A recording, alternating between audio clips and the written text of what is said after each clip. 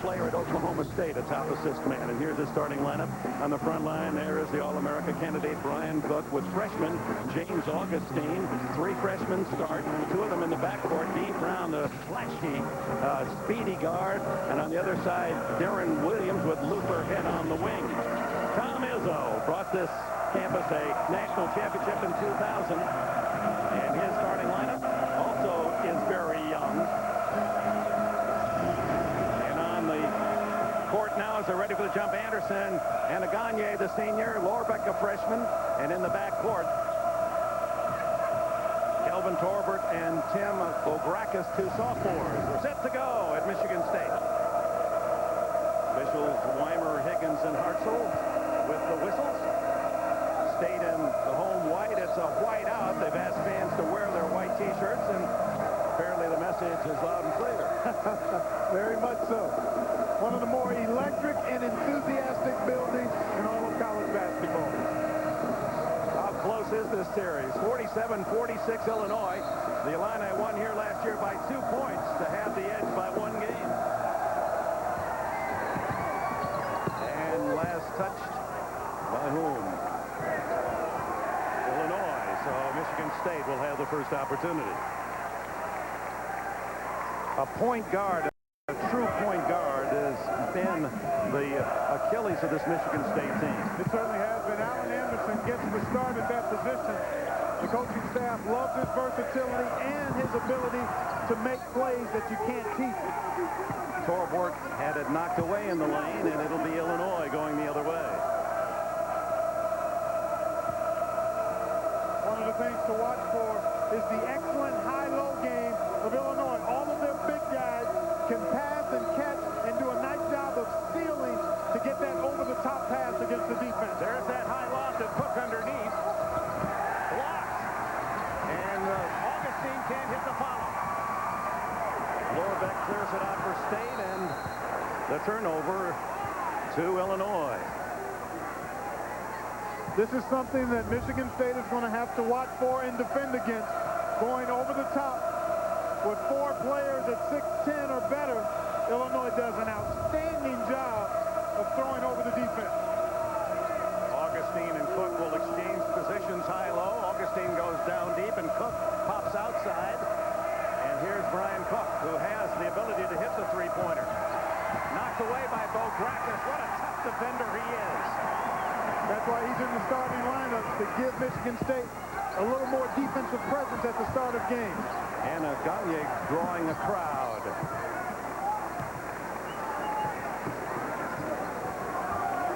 Chris Hill, the leading scorer, has come off the bench in the last 3 games, in part because Tom Izzo wants to get a little more defense in the lineup to start the game, and Tim Bograkis showing you his ability at the defensive end there. Earlier in the season, State falling behind by too much too early. That's Torbert unable to hit outside, and here come the Illini. Dee Brown, the freshman, averaging 12.5, and the leader in the Big Ten in assists, dishes off to his fellow freshman in the backcourt, Darren Williams. It's Augustine, the young left-hander, and at 6'10", he pops one from outside, and the Illini are on the board first.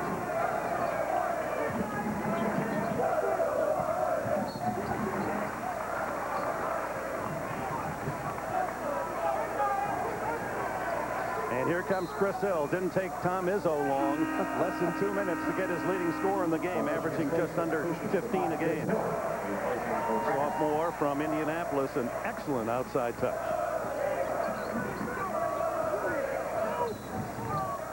Whistle away from the ball and a hold called. They got Dee Brown. You take a look at the Big Ten Player of the Week for last week's action, Chris Hill. Actually scored 49 points in the last 3 ball games, a pair of 20-point games. Didn't take him long to launch his first shot. Well, that's his strength. He's an outstanding shooter, as you mentioned, and they want him looking aggressively at the basket when he's on the floor. Around the perimeter, and Williams looking inside to Cook.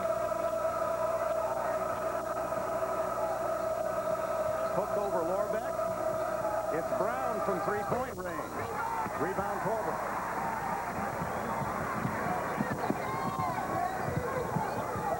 Spartans looking for their first points, and the turnover is the pass a little too low as Lorbeck reaches down to try to cover. Take a look at how Michigan State is defending Cook. That's Erasmus Lorbeck doing a nice job maintaining contact and moving the feet.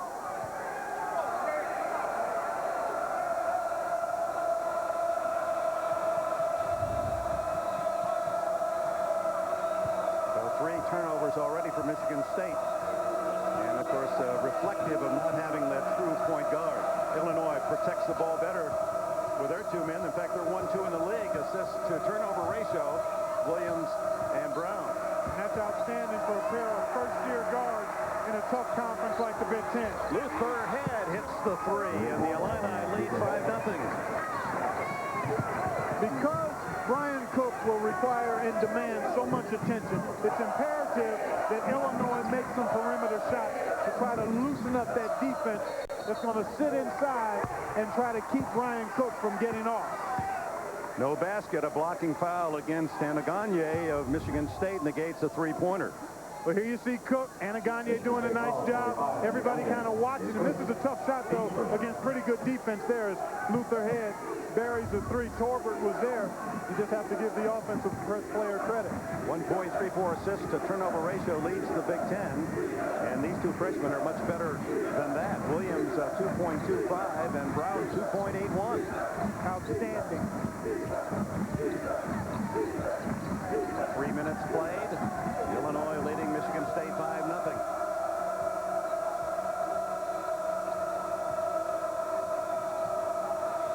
Augustine into Cook. Tough shot. Banks it home. The scouting report says you've got the body Cook and you've got a quick release. We saw it right there. Anaganye bodied him, but he's giving up 3 inches, and that quick release, hard to defend.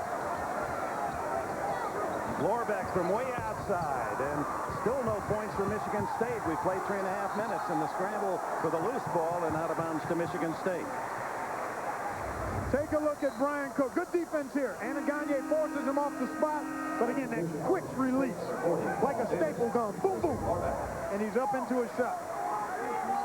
Paul Davis enters the lineup. You see him there in your picture. 6'11" freshman from Rochester, Michigan. The Michigan High School Player of the Year a season ago and ranked in the top 5 in the nation. This is Davis. Oh, nice double team, but a push by Augustine. Those are the kind of fouls Bill Self was talking to us about last night, Dick. The push fouls. Get the feet in position and then just be relaxed with your hands. Too much hands, not enough body. The body, they'll give you a little more of that, but as soon as you reach that hand out, you're looking for a foul. In comes 7'2" Nick Smith, tallest ever to play at Illinois. They've got 4 big men that they can alternate and all can shoot from outside. And pass. Anaganye to Davis. Illinois, a smothering defense early. Let's call it Saran wrap. Airtight, not much room. Alan Anderson. State Spartans. First points come with 4 minutes, 8 seconds gone as Alan Anderson scores.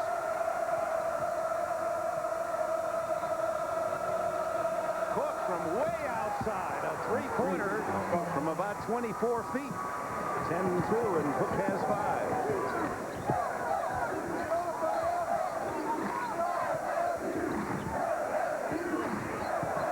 Torbert, they need him to score. Smith scrambles for the rebound, and here come the Illini.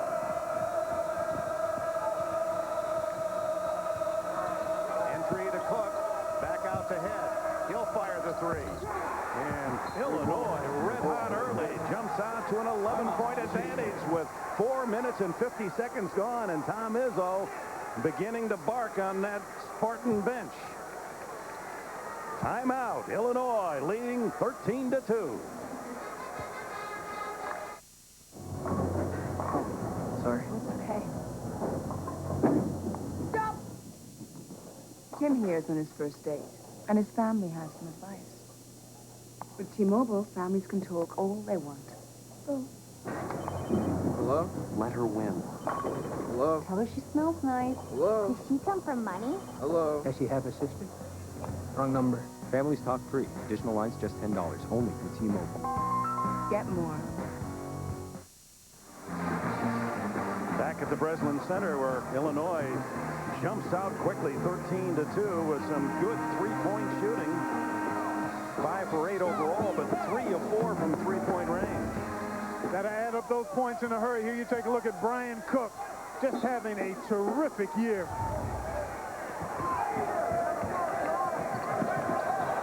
Chris Hill around a soft press. Michigan State in the last 3 games, Dick, has only had 27 turnovers, which is 9 a game. They've already had 4 here in the first 5 minutes of this game. Almost another, and Davis able to scramble, but then he throws it away. Make it 5. And with that, a timeout, 14-48 left in this opening half. Illinois by 11. Honey, can you help me clean? They're your parents. The game's tied. Tell you what, when you've used up this one sheet of brawny, you can quit cleaning. Really? Excellent. Brawny has scrubbing circles for scrubbing strength. And Brawny's tight weave construction means you'll have to stop scrubbing long before Brawny does. Honey, what kind of paper towel is this? Brawny, dear. Brawny, it might be too strong. Go to BrawnyMan.com and cast your vote for this year's Brawny Man. You promised. Did not. If you want to keep up with your family, Yes, you did. I said maybe. Baby? No. Get Singular's Family Talk. But you said maybe. Ask your father. Starting at just $39.99, you can call each other free with unlimited mobile-to-mobile and get 5,000 night and weekend minutes to share. Extra lines are only $19.99 each. Plus, you can get 4 phones free. It's all you need to get caught up with family events. Honey? Just let him. Okay, fine. What did he say? The answer is no. Oh, come on. N-O. Hurry, this offer ends soon. Singular Wireless. Hey, Veronica? Yeah? Would you like to go to McDonald's with me? No, I wouldn't, Steve. It's Sam. Whatever. I'll go, Sam. Wow. McDonald's and a man like you? A girl would be crazy to pass that up. That was really cool, Aunt Tiffany. What?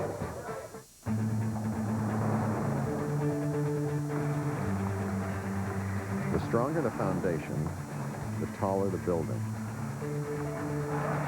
And the more you put into a truck, the more you get out of it. At Toyota, we're proud that the Tundra has been ranked best in initial quality 3 years in a row. For people who care about getting the job done right, we built the Toyota Tundra better from the ground up.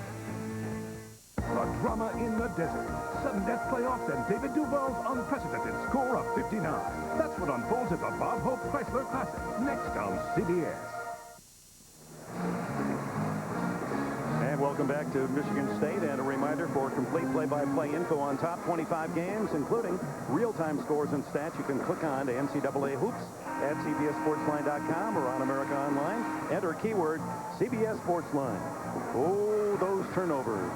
Yeah, they cost you. It's like missing breakfast. After a while, Dick, it's going to catch up with you. And Michigan State has done a nice job in the prior 3 games of taking care of the Orange so far today. Illinois has made a concentrated effort, Dick, to be more disruptive defensively, in part because they know Michigan State lacks that true point guard. And out of the timeout, Illinois ball. Inside to Cook.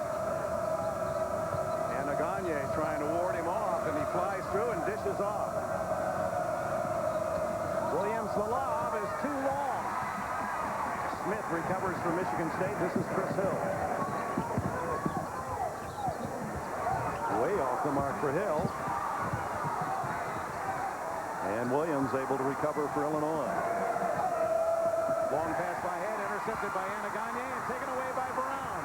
Brown to Cook. Did he travel? No, a foul.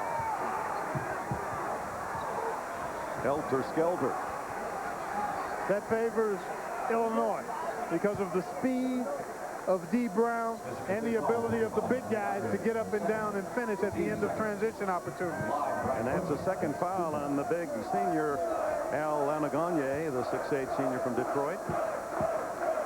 Among his many attributes, Cook, an outstanding free throw shooter, hitting nearly 80% on the season. Last year, 87%.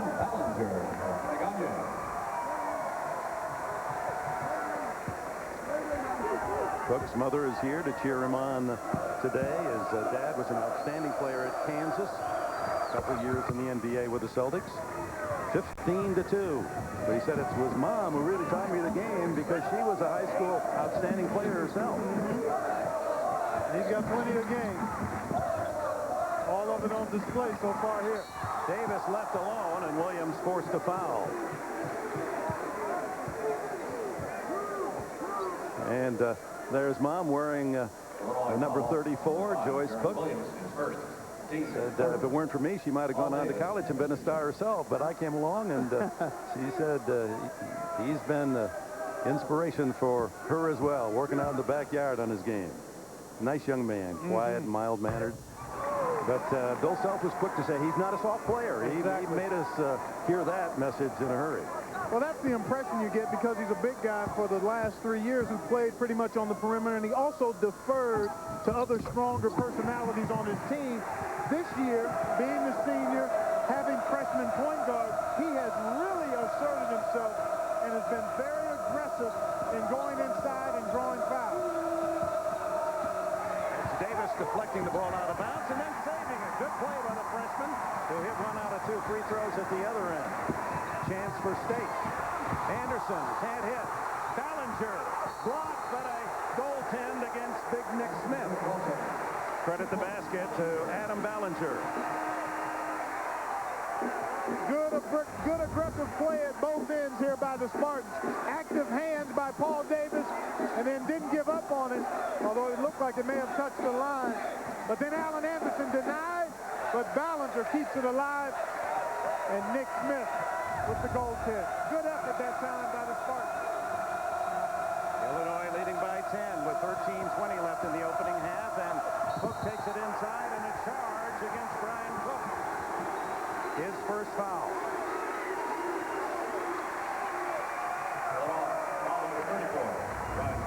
Nice job here by Michigan State to give some help to Paul Davis as he's beaten. Beautiful job by Chris Hill and Ballinger to get there with their bodies and draw the foul. Cook going to take a break. He's only averaging about 28 minutes a game. I think for Illinois to get a road win, he's got to play 30 plus, which means staying out of foul trouble.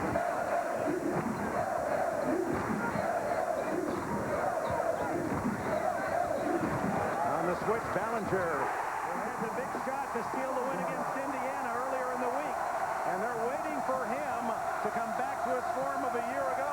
That's a good start right there off the pick and pop. Backdoor to D. Brown. Not there. Smith with a rebound. Or Davis with a rebound to Hill. Ballinger tied up. And a foul.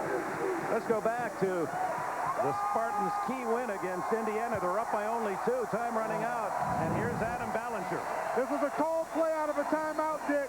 They decided to go with the Indiana native against the Indiana University team.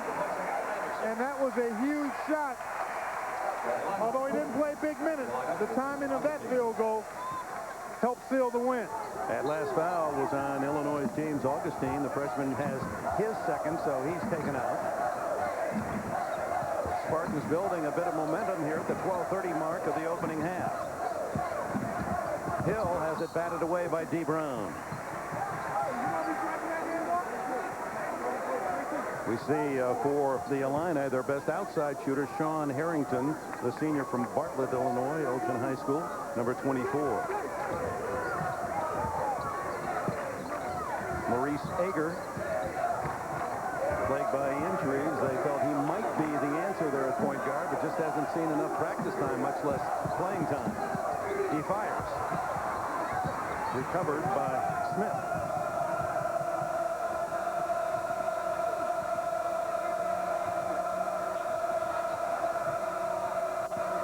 Cook over Ballinger. Oh, he's shown it all, inside, outside. Now with 9 points to lead all scores. Left alone Davis, and he says at 6'11", I'm a freshman. I can hit out here, too. He's very similar to the Illinois frontline players in that he's big, mobile, and has a nice shooting touch. No basket. Whistle before the shot. And Ballinger picks up the foul his first, and with a timeout, 11:39 remaining in the opening half. Illinois by 8. How old do you have to be to run away from home? 8? 68? Somewhere in between? What would you take with you? And where would you go if you could go anywhere? We have a lot of places to explore out there. The kind of places that require a map and a friend. There are over 4 million miles of roads in Alamo country, and with values like this, they're easy to explore. Alamo, the official rental car of the American vacation. Still doing those bills, hon? Just resting with a credit card balance. You've been feeding on those high interest rates.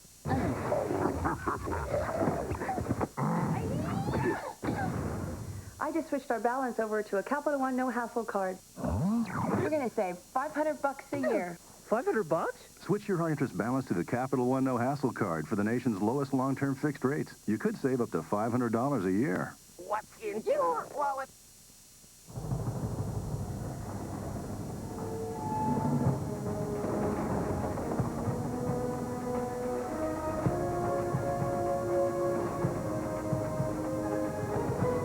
The passage is intense. But if you complete the journey, you will find your destiny among the world's greatest warriors. The few, the proud, the Marines. Sorry, I got that receipt in here somewhere. Driver's license, bus transfer, $1 off fish sticks. Actually? Floss. Just in case. Movie stub, a mint. Actually, we keep everything right here, just in case. Right. Just in case. People lose stuff. That's why we can store purchase and warranty information automatically, so you won't have to search anymore. Circuit City, we're with you. Floss. Who flosses anyway? I floss. I floss too. Monday, Dave's all new with Kate Hudson. We have major things to talk about. And Jack Hanna's animals go wild. Don't watch my toupee! Monday.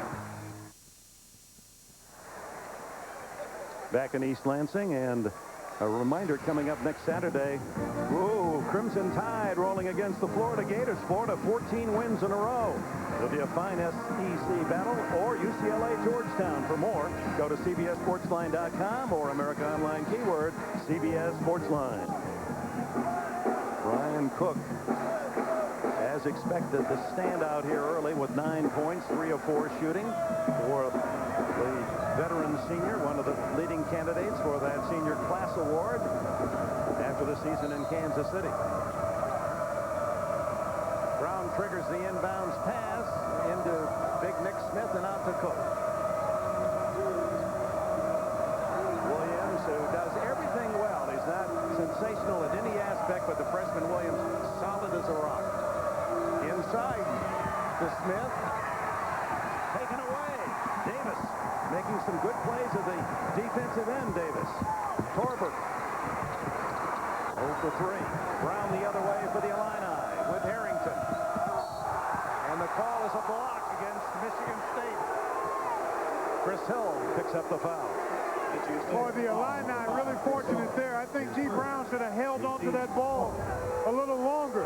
Make that defender react before you give it up. Chris Hill guilty of the foul. In that situation, it can go either way, but it appeared as though he slid in and under Sean Harrington. Harrington, the senior, was part of that Final Four team a couple of years ago, averaging 8.5 a game.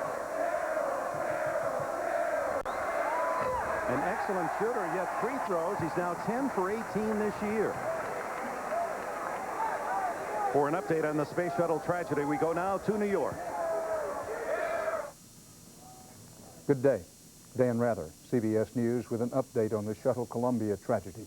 CBS News has been told a team of astronauts now has been dispatched to the Lufkin, Nacogdoches, Texas area, presumably in the search for more remains of the 6 Americans and 1 Israeli killed when the shuttle broke up 40 miles over Texas 16 minutes before scheduled landing yesterday in Florida.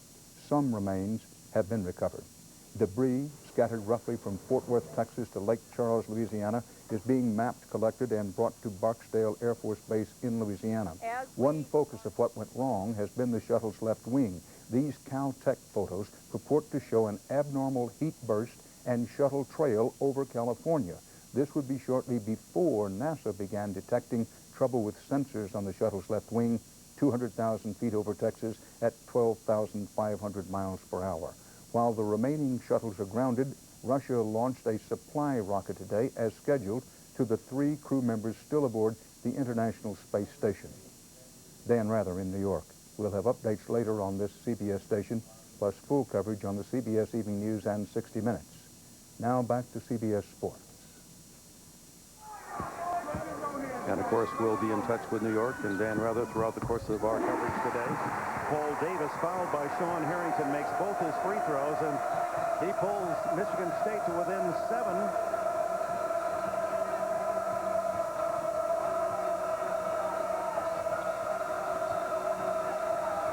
Inside to Cook.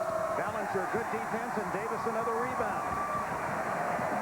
Hill hurries it into the offensive end, and Torbert misses again. 0 for 4. I think he needs to get in another step or two, which is more his comfort zone. He's probably got range consistently out to about 12 feet. Most of his shots have been from about 15 so far today. Good tight coverage defensively by Michigan State. And a 3-second call against Illinois. Brian Cook caught in there too long. Well, the guy who's really energized the Michigan State Spartans at both ends has been freshman Paul Davis. He's been all over the place, keeping balls alive, deflecting things at the defensive end, just having a terrific first half. Into Davis. Baseline shut off. Torbert, that's where he belongs, and that's where he scores. He has such great leaping ability. That's where he became such an outstanding high school star. Know your game, know what it is you do well, and then try to get it done. Yeah, or as Tom Izzo said, he's got to learn what he can't do, right, and he'll be a better player. When he's going into the paint, using that explosive bouncing ability, he can make things happen for his team. If he settles for the perimeter shot, he typically struggles. Adam Ballinger picks up his second foul, so 2 of the big men for Michigan State, Anaganye and Ballinger, with 2 fouls, so Lorbeck returns to the state lineup. 5 team fouls on Michigan State, 6 for Illinois. Zone defense here against the baseline out of bounds situation. So you got to try to penetrate it with the dribble or the pass, and then be ready to shoot it once the ball swung. Harrington for 3. Davis battles inside with Roger Powell, who's just entered the game for Illinois, and the arrow points to Bill Self's Illini. Davis, who at 10 years of age was a Michigan winner of the PP&K punt, pass, and kick contest, but never played football. Just a great young athlete. They're not kicking about having him here on campus. He's a star to be. He certainly is. He and Lorbeck, both big guys that are mobile and play both ends. D. Brown has his first basket, and it's 20-13, Illinois. Lorbeck back in, reach in by Harrington to steal, and here comes Brown. He can fly. Whoa, did he speed by Chris Hill?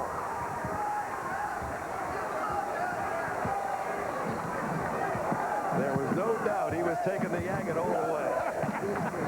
Right to the right. Davis with Cook. There's a steal by Brown, and another solo. 6 points for the flashy guard for Illinois. And they're back up by 11.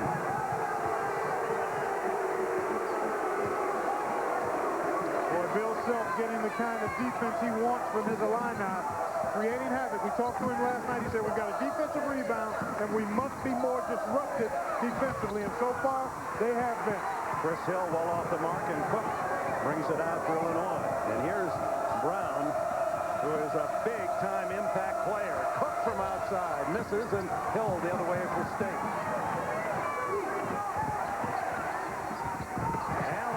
Breslin with a tough move inside. Nice job by Brian Cook there, Dick, to avoid a possible second foul. You've got the timeout upcoming on the next dead ball. Illinois just wants to run some clock and get a good shot here.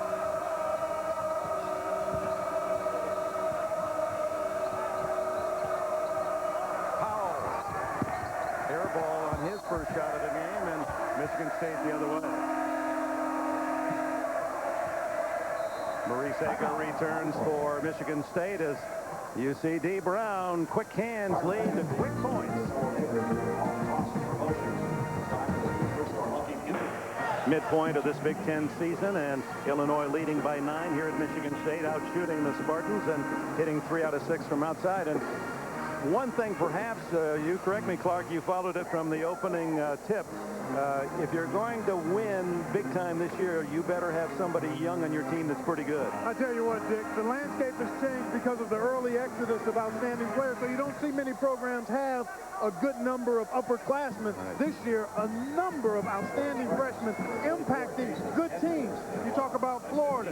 You talk about this team here, Illinois. There are a number of teams that have freshmen doing a terrific job, and D. Brown, maybe the fastest of all the freshmen in college basketball, has put his handprints on this first half with a couple of back-to-back steals and hoops. He showed us his 30-meter dash twice in a row. 7 minutes to go in the half, and another turnover, or can they save it? They just do. Andrea saves. And here's Torbert inside, and now he's 2 for 2. Open for outside, 2 for 2 inside. Take it in just a step or two closer. It doesn't sound like much, but it makes a big difference. And Michigan State kind of hanging around, although Illinois has controlled this first half to this point. Torbert is one of a string of Mr. Michigan basketballs out of high school that Tom Izzo has recruited successfully here to East Lansing. Paul Davis, the most recent. This is Head trying to wiggle inside, and he is sandwiched. Did a good job of turning his shoulder so he didn't commit the charge. Foul is on Lorbeck, his first. Nice observation there, partner. Sounds like a football move. To a football analogy, but you're right. He got those shoulders turned and then kind of slivered in between the defenders, slithered rather, and gets himself to the line. You got to make yourself feel like a sliver. There's Luther Head from Chicago, sophomore, a successful city recruit for Bill Self, and he's hoping to get more young players out of the Windy City. 2 for 2 for Head, who now has 8 points in the game. 9-point lead Illinois as we reach the 6:20 mark of the opening half.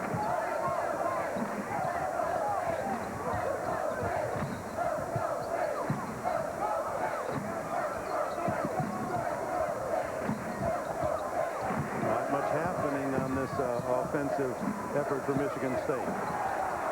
Ager, who barely got it around the reach defensively of Williams.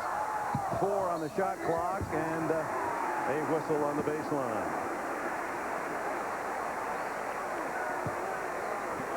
Monday on CBS, an all-new night of America's Best. Here's the lineup.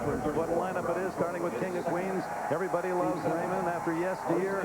The new comedy hit Still Standing, and the #1 news show, CSI Miami, and of course the Late Show, David Letterman, after your local news. It's all here Mondays on CBS, America's most watched network. Maurice Ager. The foul was on Brian Cook, and that is Cook's second. And so he will get a rest.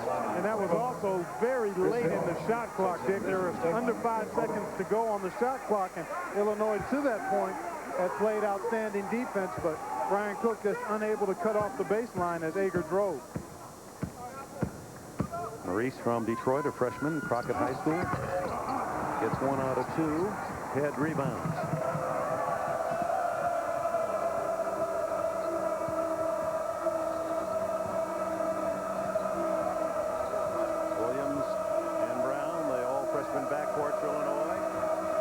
A freshman. Lorbeck's a freshman for Michigan State. Head for 3. Oh, Luther Head. He's been the X factor and now has 10 points to lead all scorers.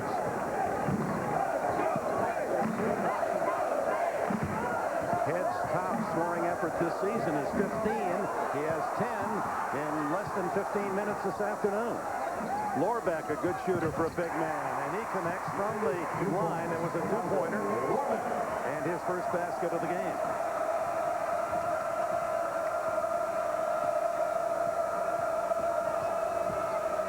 The lob to Head, broken up by Andreas, but Head gets it back. D. Brown into the lane. He scores and no whistle. Oh, I tell you what, there's no substitute for speed and fearlessness because the little fellow took it right to the rim. And Brown now with 8 points and an 11-point Illinois lead.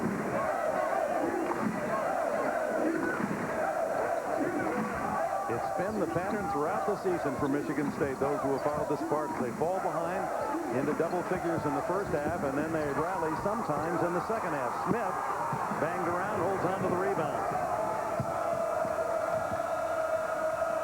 Head, he wants it, and that was a little out of his range. Rebound, Lorbeck.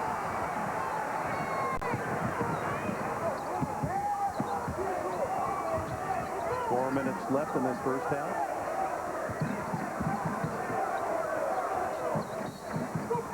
And a foul away from the ball, a hold, I believe, inside on Roger Powell. Let's see.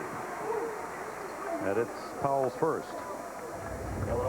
D. Brown, the speed merchant, has been at his best. Here he is in the half court, finding a little lane and getting immediately to the hoop. And Ager didn't quite get there in time to draw the charge, so the official figured no whistle on that one. And that's always the best call, in my opinion. If there's incidental contact right near the rim, let them play. This is Jason Andreas at the line from Sugar Creek, Ohio, a familiar Big Ten name. His dad, Dan, was a 3-year starter at Ohio State, and so was his Uncle Bill with the Buckeyes. He decided to head northeast Lansing. Played sparingly, but when he's on the line, he's perfect. 9 for 9 this year. Not much coming easy for the Spartans because of the quickness on the perimeter of the Illinois defense. So they've got to cash in on all these free throws. State trails by 9 with a timeout. 3:55 left in the half. More aggressive, and certainly it doesn't hurt to be a 4-year player. It certainly doesn't, Dick. You get the experience. You know it's your time. He can step out and shoot the three. Very few big guys are going to guard him out there. And then even when he is guarded, because he's taller than most of his defenders, and he has such a quick release, it makes it tough to bother his shot. He says it doesn't hurt to be the #1 option either. Oh, he's really confident. We talked to him last night, and he's feeling really good about his team. He's comfortable in his skin. Really excited about the potential of this team and obviously his role in their success. Being rested by Bill Self with 2 fouls with 3:45 to go. D. Brown on the drive, shut off. Oh, a tough hanger by Roger Powell for his first basket of the game. Boy, D. Brown is not running fluidly. He must have pulled or strained something, but even with that little hitch in his giddy-up, he's still one of the fastest guys out there. Inside to Davis. A little short. And Powell with a rebound. Well, Brown, he likes the jaw jack. He'll talk to you, and he'll talk to the opposition. But Tom Izzo said, I like that. He's not afraid to hear his own voice. He wants to be a leader. And Bill Self echoed that in our visit with him last night. D. Brown is the voice, the energizer, the emotional leader. 3-point shooter, not there. But Head is, and he can't hit the follow. Davis clears. Head was backing out of there as he shot it instead of going aggressively to the square. Anderson quickly at the other end to connect. Alan Anderson with 6. That's the most by any Michigan State player.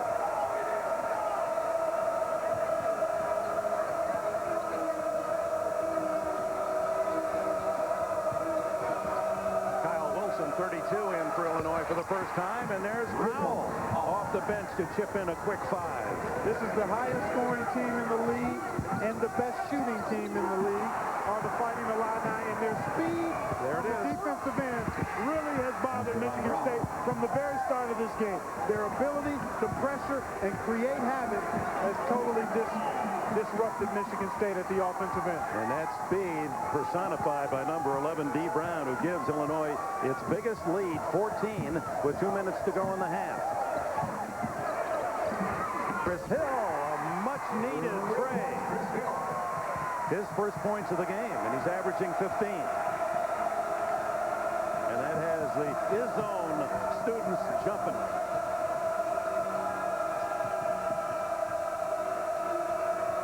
That was the first three-pointer for State in the entire half. They're 1 for 5.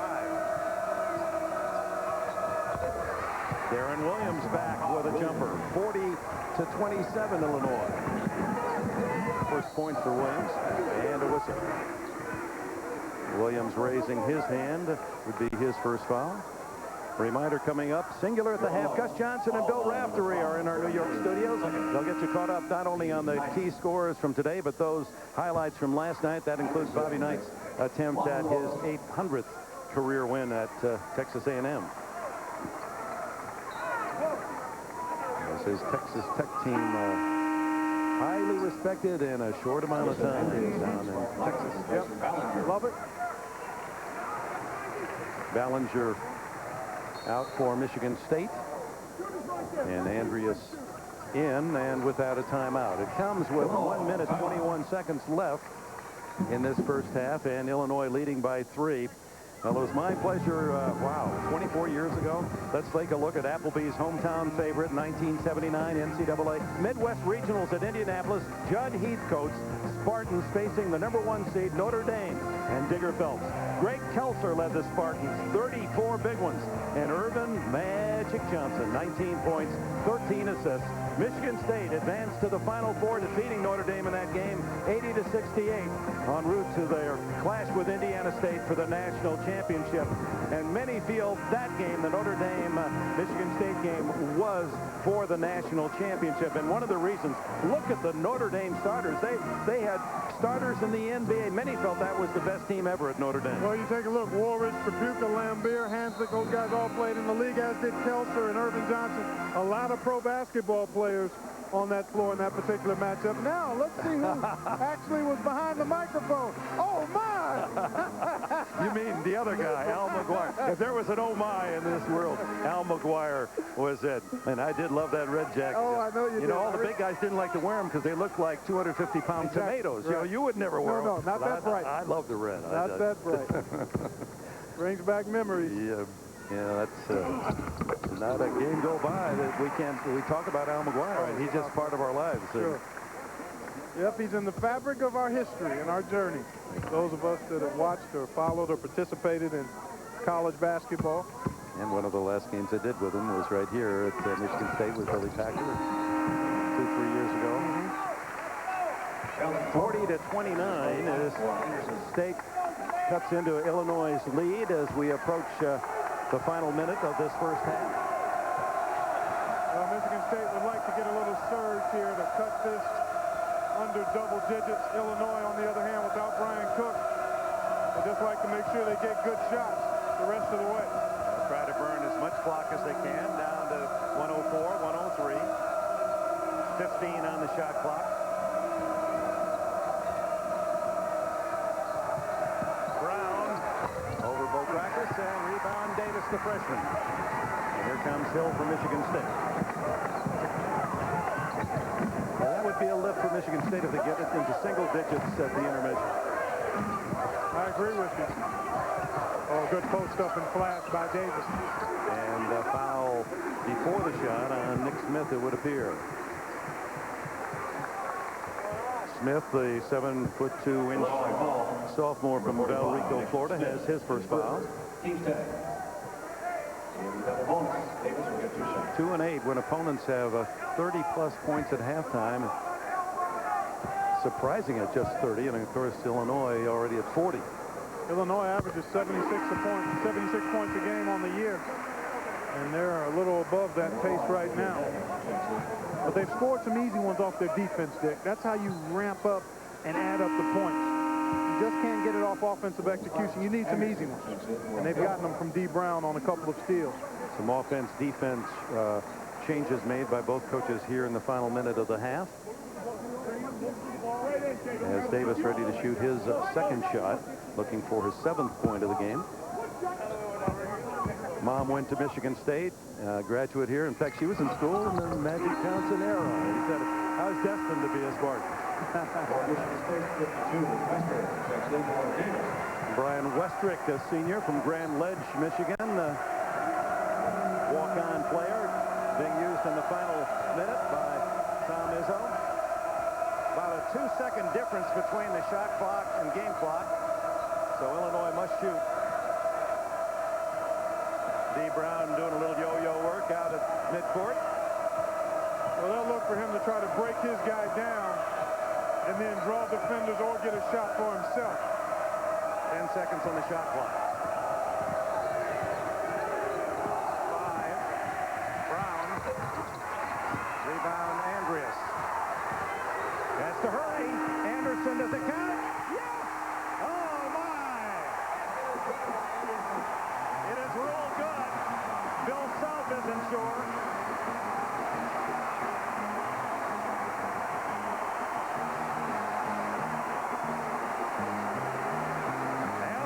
On the fly gives the Michigan State fans something to cheer the team onto the locker room. And let's look at the final seconds, the shot and the buzzer.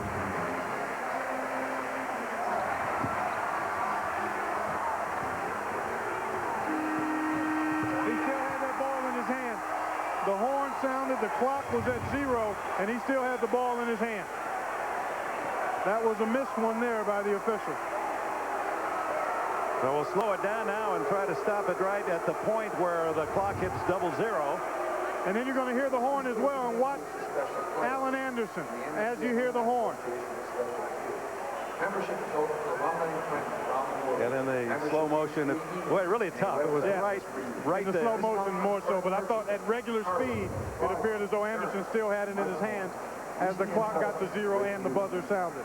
But it's in the book, and State pulls within 6 at the intermission. Now we're going to send you to New York, and Gus Johnson.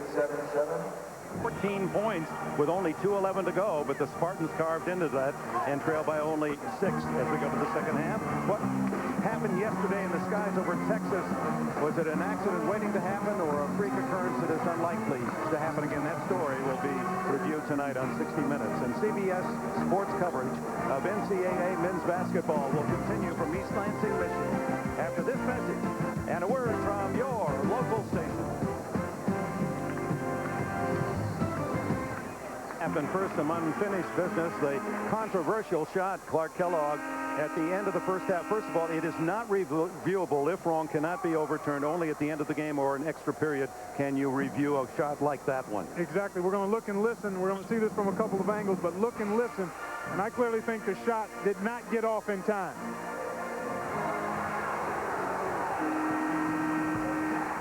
And for further evidence, another angle, take a look at the red light there indicating the horn is sounded, and clearly Alan Anderson still has the ball in his hand.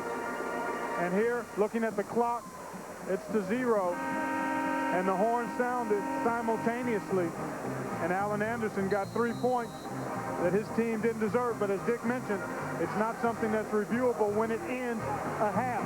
At the end of a game or an extra period, the officials will be able to use the replay monitor to determine whether that basket should have counted. Now we'll see at the end of the game how big that call or non-call will impact this game. Michigan State with the ball first. Laura Beck, the 6'10 freshman. Outside to Hill, their best outside shooter. They need for him to get hot. He was only good on 1 of 4 shots in the first half. Scored only 3 points. And the biggest volume of his shots come from behind the three-point line. Michigan State in that first half, just 2 of 6 on three-pointers. Illinois, 5 of 10. Head led all scorers in the first half with 11. D. Brown with the ball had 10. Cook with 9 for the Illini. And here's Brian Cook. Davis on him. Knocks it away. Cook hustles to get it back. And a good save by the big center. They got to get a shot up, though. And they do. Williams unable to hit, and Augustine with an extra chance. Oh, a near steal by Hill. Brown, did he travel? No. Head, no foul. And here comes Michigan State. And the long pass incomplete. A look at the first half statistics.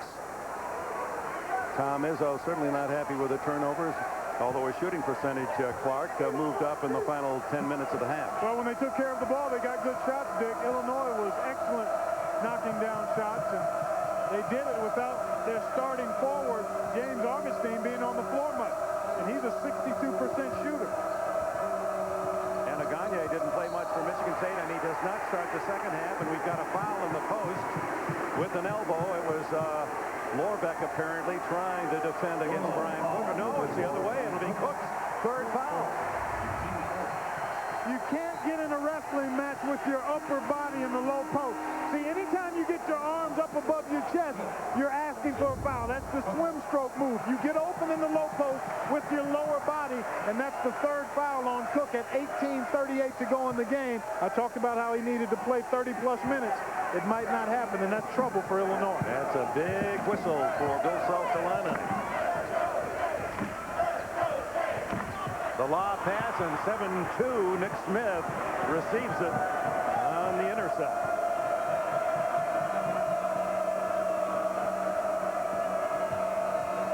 Head takes it to the hole and dishes to Augustine, knocked away by Hill, out of bounds to Illinois. Michigan State, I see off the top of the game, didn't score for the first 4 minutes, trailing by 38-24, just 2 minutes and 11 seconds before the half, but then rallying and getting a bonus 3 on the final shot of the first half to move within 6, and that's where we stand. Smith way outside and way off the mark. Another chance, however, as Williams recovers. Illinois getting a lot of second chances. Well, you missed the 3. It's usually a long rebound. The guards had left, and Darren Williams able to haul it in. Smith with Davis. Off to Head. Plenty of time on the clock. 17-16 on the shot clock. The sellout crowd trying to help Michigan State, and a whistle before the shot with the body on the drive, and it'll go against Alan Anderson. His first. Here comes Gagne and Ballinger, 2 hunks of beef for Michigan State. Yeah, that's about 500 pounds there, 500 lbs. That Tom Izzo wants to see be active and productive. Especially with Cook on the bench for Illinois. 2.5 minutes, second half, no one scored yet.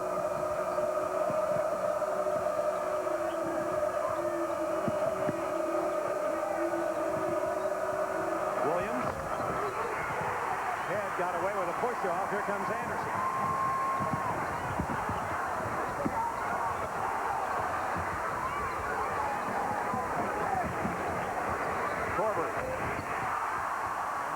Outside, he's been shut out. Inside, he's made his baskets.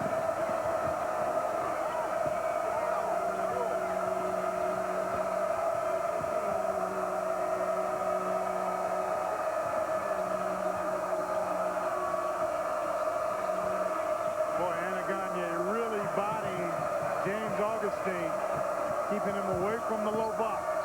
Head trapped on the baseline, throws it away. Anderson the other way for Michigan State. And the first basket of the second half, 3.5 minutes in, goes to the Spartans. And it's a 4-point game, and here they come again. Oh, and it's Bedlam. Bedlam here at Breslin.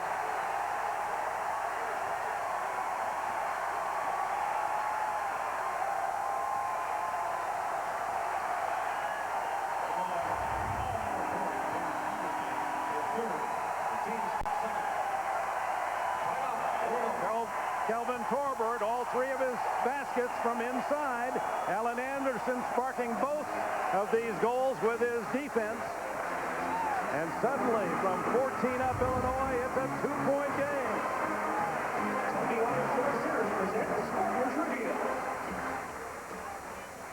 CBS Sports coverage of the road to the Final Four is sponsored by Chevy Trucks, the most dependable, longest-lasting trucks on the road. Aflac, ask about it at work. And by Circuit City, We know how you feel. That's why we're here. Circuit City, we're with you. Good defense leads to offense. We circle Torbert, and then the defender, Augustine, in transition. Torbert going to get to the bucket. Now let's see if Augustine commits a foul. I don't know if he touched him, but a foul was called, his third. Torbert will have a chance to bring Michigan State to within one, and you see the run over the last 6 minutes. That goes back, obviously, to the end of the first half, 14-2, and it's happened because of solid defense by the home team and the foul trouble to Brian Cook and James Augustine. Well, how long can Bill Self keep Cook with 3 fouls on the bench? His lead is down to 1. And Illinois yet to score in the second half, and we've played 4 minutes. Well, the defense, look at the defense by Michigan State. Very active. Who's going to step up and make a play for Illinois? Well, there's Davis all alone, or Nick Smith all alone, and the big guy just kisses it off the glass. A much-needed hoop for Illinois, their first of the half. Ballinger for 3 at the other end. And the game is tied. Michigan State has never led. That 14-point lead evaporating for Illinois is Augustine with a stop. Right away, Dick. Illinois goes to their strength, getting the ball in the paint.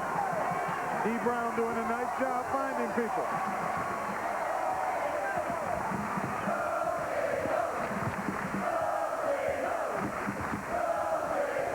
Hill off to Ballinger.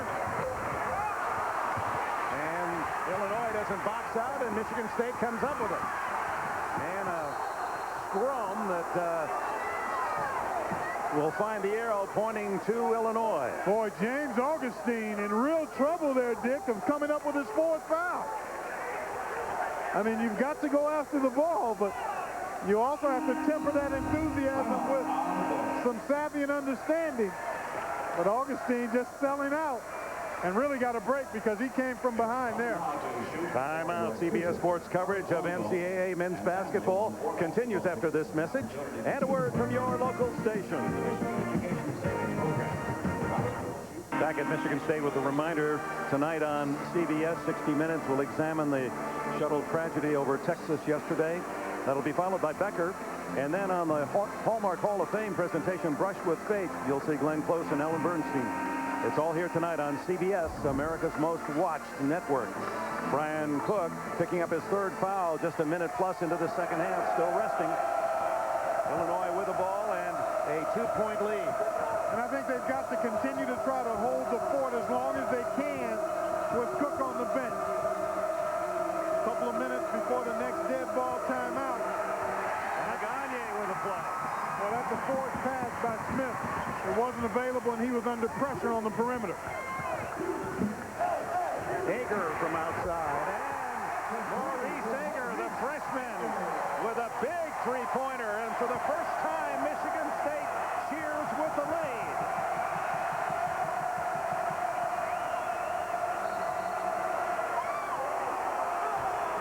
And a foul as you see Ager, the 6'4" guard, really set up well for that 3.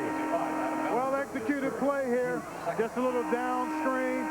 Ager stepped right into his shot with confidence. And Bill Self going with his gut here. Dick feeling like he needs to have his senior leader on the floor to keep this game under control.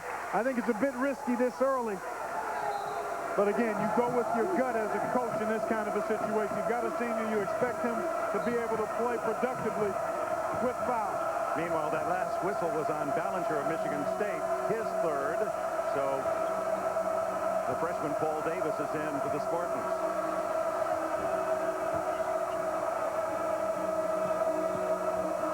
Cook. It didn't take him long to exert his presence. Well, the key is, can he be aggressive and physical without picking up that 4th foul? Yeah, without Cook, outscored 11-4 here in the second half. He comes in and nails his first shot.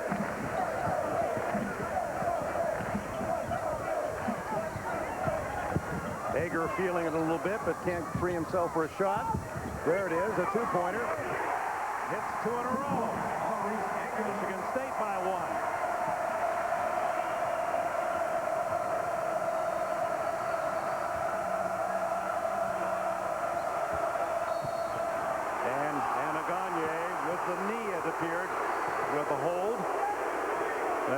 third.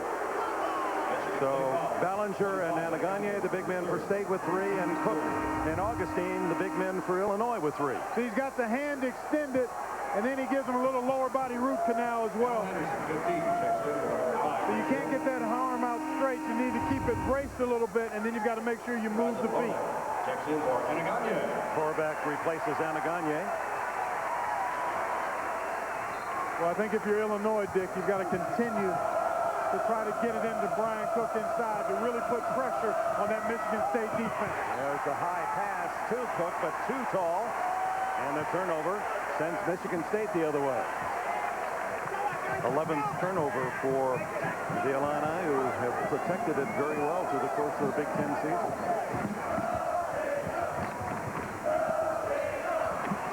Korvac. And Cook pulls down the rebound.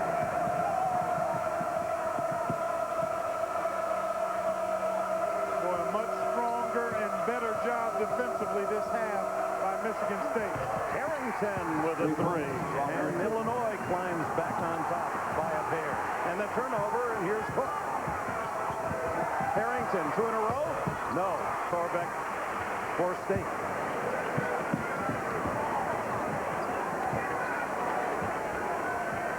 Harrington coming into conference play.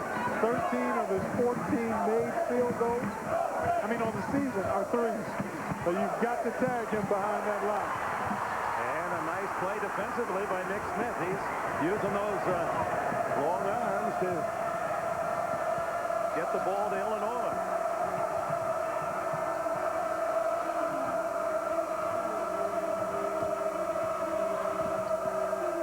Cook spins against Davis. And they're going to call it on Cook. That'll be his 4th. They say with the elbow to clear the path. Boy, that's a tough, tough call against Brian Cook. They get him for the chicken wing. Watch the left, right elbow there. The left, right elbow.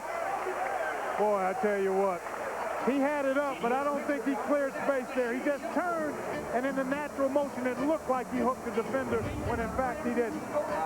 Yeah, the hook didn't clear him. He had already cleared when you saw the hook. Here at Michigan State with Illinois leading by 2. For an update now on the space shuttle tragedy, let's go to CBS News in New York. Good day. Dan Rather, CBS News, with an update on the Shuttle Columbia tragedy.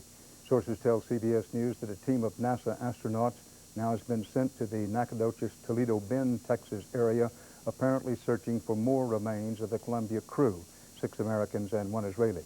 Some remains and personal effects have already been recovered, along with fragments of the spacecraft. The crew died when the shuttle broke up 40 miles over Texas, spreading debris all the way to Louisiana, just 16 minutes from home port at the Kennedy Space Center in Florida. Americans mourn today, including church services in Houston, home of the Johnson Space Center. President Bush will attend the official memorial services at the Space Center later this week. Dan Rather in New York will have continuing updates on this CBS station, full coverage later on the CBS Evening News and then on 60 Minutes. Now back to CBS Sports. And welcome back to Breslin Center, where Chris Hill has just scored on a drive to tie the game, 49 all, 11 and a half minutes remaining. Well, this rivalry, as we indicated at the very start, in all the years these two teams have played, Illinois won 47 times, Michigan State 46 times, and the difference is last year when Illinois won here by 2, we may be headed in that same kind of direction. Certainly looks like we're on that road. Brian Cook picked up his 4th foul about 30 seconds ago. He'll have to sit for a while. There you see the leading scorers for both teams. Cook and Head with 11 apiece. And Michigan State has turned it around, though, Dick, from about the 2.5-minute mark of the first half to now with very tight defense. Powell inside with a tough bank and a foul. Except there, the defense got a little soft. A late reaction by Paul Davis, who's had a terrific game so far. Roger Powell at the line. Paul Davis with his first foul. Little misdirection look off. And then Powell able to get inside right at the box. Powell, the sophomore from Joliet High School in Illinois, with his 8th point of the game. And Illinois by 3. Anderson quickly at the other end, and he is fouled. Powell hustling down there almost with a skywalking block. Oh, he shouldn't be the guy that has to get back defensively when he's at the foul line. He shot the free throw. His guards need to be back. This was a quick push ahead by Michigan State, and Anderson had a clear path to the goal. See, Powell is trying to get back from the middle of the court. Luther Head was late. He actually looked like he was laboring as he ran. He's been fighting a pelvic and groin injury here recently, has Luther Head. And you're right. I was watching D. Brown on that last possession. When he doesn't have the ball, he's kind of carrying one of those legs as if he's in some pain. Alan Anderson hits a deuce. He leads the Spartans with 15. Illinois by 1 as we're approaching the midpoint of the second half. Brown, little flat. Bograkis back in the lineup, has the rebound. Ballinger sets up for 3. And the big redhead can't hit. Bograkis fights inside, and he saves him. And then the takeaway by Harrington of Illinois. Well, you got to be sure if you're going to make that pass, and typically you got to put it on the floor in that kind of traffic. And a foul, I believe, on Davis trying to fight through the screen. It's his second. Team 6. With the conclusion of today's game, we'll select the Chevrolet Most Valuable Player of the Game from each team. Chevrolet makes a contribution to each school's general scholarship fund, a grand tradition for 30 years. Boy, there you see. Well, 16 fouls on Michigan State, only 4 on Illinois. Bad lob that time, and Head tried to save it. Anderson. Bograkis fighting for another rebound. He's only 6'4". Davis left alone, and he's fouled. Could be Powell, could be Augustine.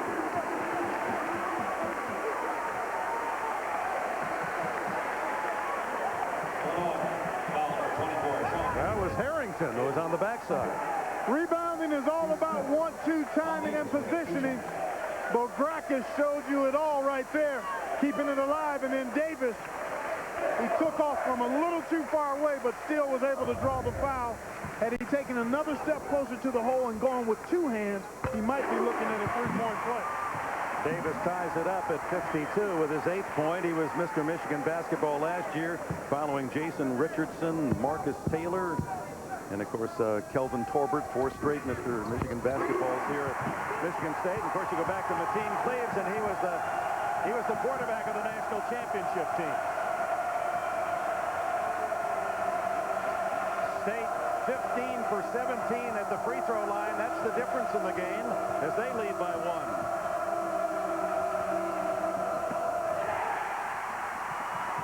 Davis gets it in the hands of the State offense.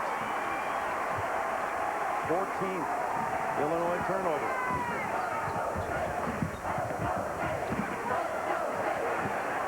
Ballinger for 3. He's thinking about it now. He just needs to catch it and stroke it. He's trying to guide it and not shooting it freely. And when you've struggled as he has, that's the last thing you need to do. You need to step into it with confidence and let it fly. Augustine was wide open, and Ballinger trying to catch up to defend, commits his 4th foul. No basket. He saved easy, too, but now an immediate foul jeopardy. So Anaganye will return for the Spartans, and Ballinger will be rested. So he with 4 and Brian Cook with 4 for Illinois.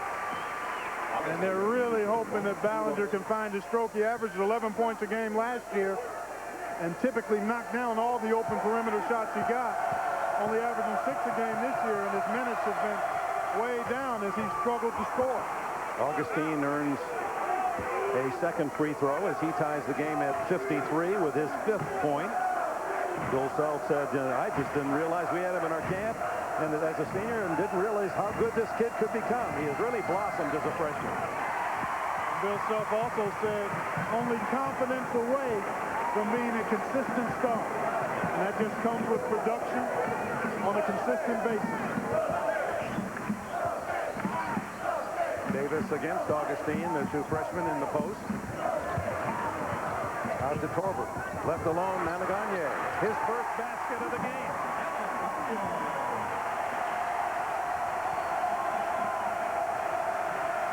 Michigan State by 2.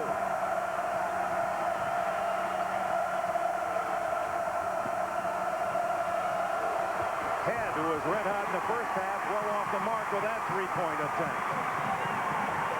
Well, I tell you what, Michigan State has really executed everything defensively that they showed us in their scouting report. Really pressuring the pass and not allowing any of the high-low action to really be successful today, which is a big part of what Illinois likes to do. Davis, Well off to the right, and at last touched by Illinois, apparently. And as the defense has picked up for Michigan State, so has the offense. Good ball movement here, and a nice, easy shot along the baseline for Nanagagne. Big senior with his first hoop. Belgrakis inbounds the pass.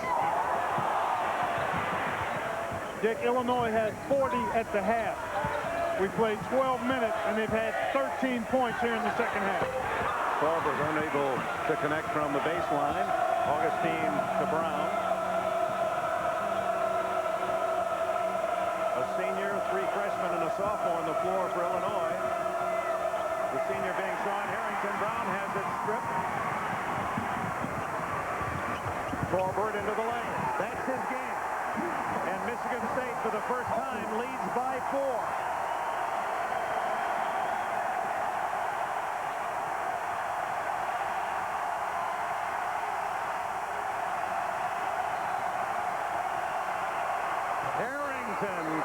Quiet, no basket. It does not count. The foul is on Nanagagne, apparently before Harrington freed for the shot. Himself said, I want the 3 too. He sure would like to have that three-pointer. And it's away from the ball. Right there in front of you. Actually right in the middle of the lane. So away from where the action was. The bad news for Michigan State is it's the 4th on Nanagagne. The bad news for Illinois is the basket doesn't count. That's where the foul occurred, and the play was going on up there. So again, a point of emphasis trying to clean up the away from the ball post play, but don't tell that to Bill Self right now. And Tom Izzo agrees. He just feels that the calls away from the ball shouldn't be so tight. But Michigan State is over the limit. That's their 8th team foul. Illinois only has 5 to this point. So if Illinois can draw fouls, they'll have a chance to put points on the board and buy some more time for Brian Cook, who's on the bench with 4 fouls. Here's Augustine, the 6'10 freshman from New Lenox, Illinois. Dad is a high school football coach. And a lot of good athletic genes in that Augustine side. His Uncle Jerry, remember, a pitcher for the Milwaukee Brewers for 10, 12 years. Uncle Jerry, that's his uncle, and another uncle, Nick Sorensen, played football for the Rams. So Augustine hits the pair, and Illinois pulls within 2. And welcome back to Michigan State, where you look at the game summary, and free throws a plus for Michigan State, 6 more free throws, and 3-point shooting for Illinois has kept them close. That can usually do it. Rebounding, free throws, turnovers, and then the 3-point shot, always the X factor when you look at statistics, and that's why we've got a snug ball game at this point. I know you were always on your toes as a player, so here we go. The Microsoft agile move of the game. Kevin Torbert doing what he does so well, Dick. Finding the seam, getting inside, under control, and then elevating over bigger defenders. Torbert with the hip hop and our Microsoft agile move of the game. We mentioned the 3-point shooting. Illinois hitting 5 out of 10, and the Spartans only 1 of 7 in the game. And again, if you're just joining us, Illinois commanded the lead throughout the entire first half, and with 2 minutes plus remaining, owned a 14-point advantage. It was cut to 6 at halftime on a controversial shot that we'll show you later. And then Michigan State has had the momentum here in the second half. And they've done it with defense, Dick. They've really clamped down. It certainly has helped their cause that Brian Cook has been in and out of the game this second half in foul trouble. Davis with a 15-footer from the baseline, and it's 59-55 Spartans. 7 minutes to go.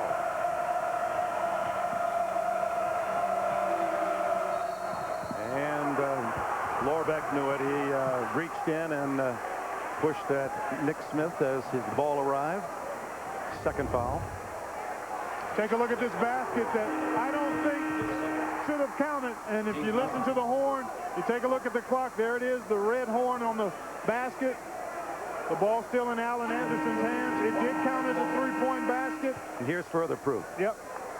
0-0, and he still has the ball. And yet, according to the rules, only a shot that beats the clock at the end of the game or an extra period is reviewable on the replay monitor. At the line, Big Nick Smith. I think that rule might be changed to include the halftime horn. Smith hits the free throw. His favorite player is Shaq O'Neal, and when you look at Smith's body, you can understand they're very similar. As a matter of fact, if Shaq was standing in front of him, you'd never know Nick was in the building. Hits both free throws and has 4 points today. Michigan State by 2. But he can shoot it. Very skilled. Just not very strong.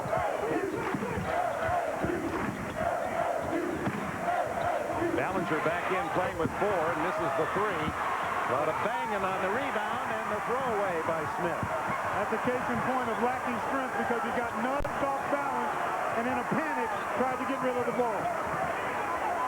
Again, the star of this league, the Big Ten, has been on the bench most of the second half, Brian Cook. And Ager turns it over. That's a good call. The official on the baseline didn't have the view. We had the exact view of the official who overruled, and the ball was never touched by Illinois. Good officiating there. Steve Welmer right in front of us. Rick Hartzell on the baseline. And Illinois with the chance to tie or go ahead.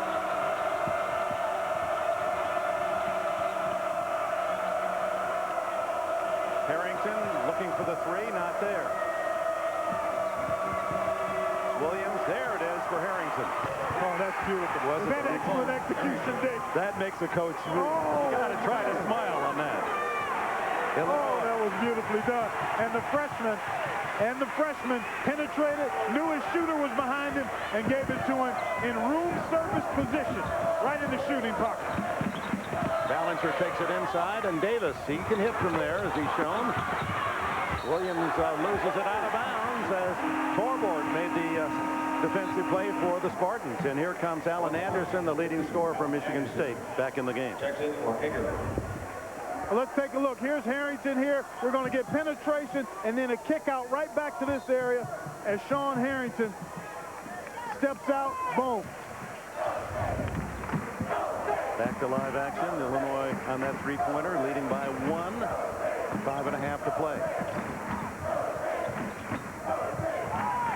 Davis against Smith. And he got a piece of the ball and a piece of Davis for his second foul on Nick Smith. They're going to the freshman, Paul Davis, going one-on-one. Davis with 2 shots. And just enough of a touch to send Davis to the line. Reminder, stay with us after the game today. We'll switch you out to beautiful Coachella Valley in Southern California desert, where it's lumpy time. Tim here, and boy, they're shooting 61s, 2s, 3s like they're going outside. That's what you practice in your swing this morning at the workout facility. Trying to get ready for the golf season. And Heron's lead carved to 1 over veteran Jay Haas, who has been in that tournament throughout, of course, 90-hole championship. Stay tuned, one of the great golf events on the tour. For more, go to CBSSportsline.com, America Online, keyword CBS Sportsline. Be a little while before I can hit the golf ball in these parts.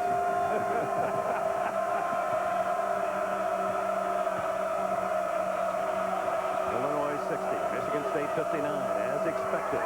Toe-to-toe, and Nick Smith steps out for a 12-footer. Well, at 7-2, he knows Ballinger can't bother his shot. Just turned around and calmly knocked it down. Ballinger just won't fall, and look at Davis fight and gets the foul.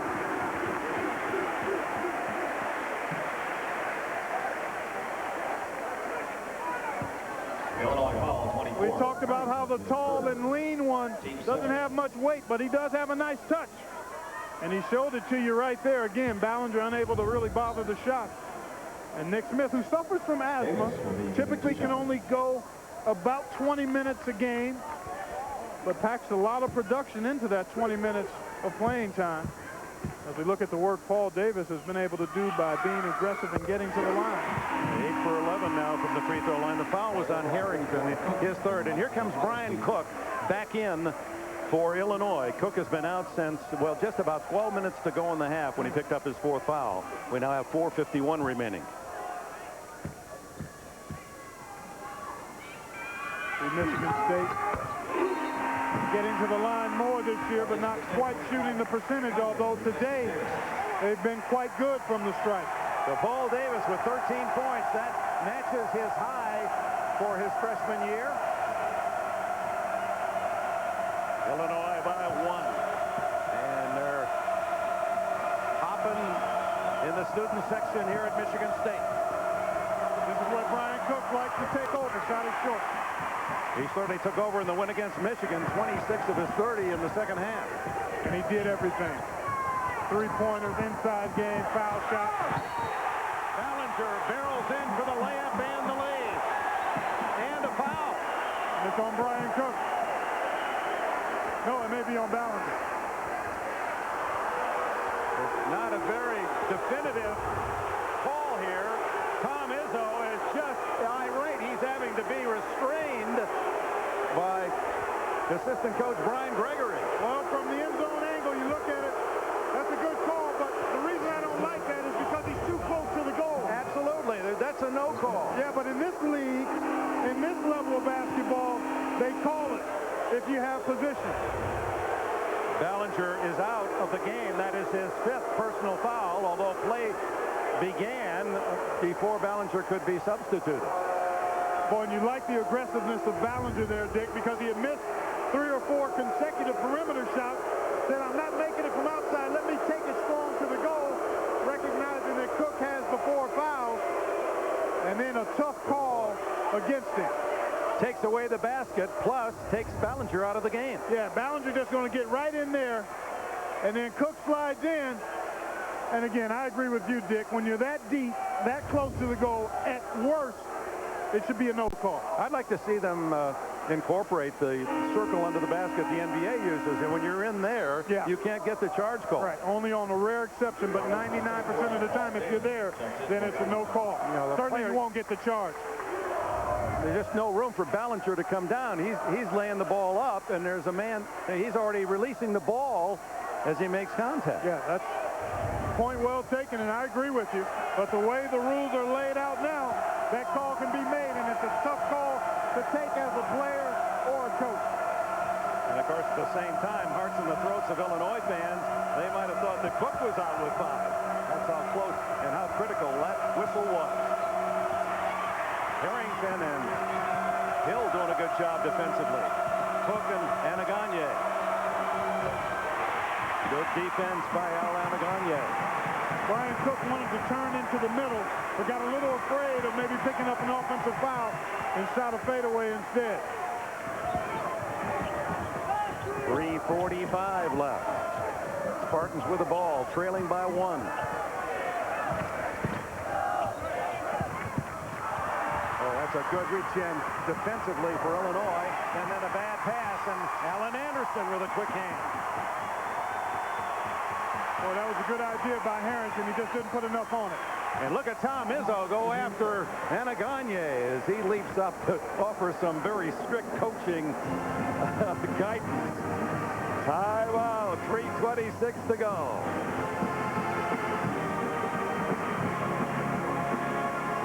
Guy is Brian Cook. Let's see if he can deliver. Playing with 4, and so is the man defending him, Anaganye. There they are. And Cook has missed 3 in a row. He had 9 points in the first 10 minutes, only 2 points since, saddled with foul troubles. They got him a good shot there.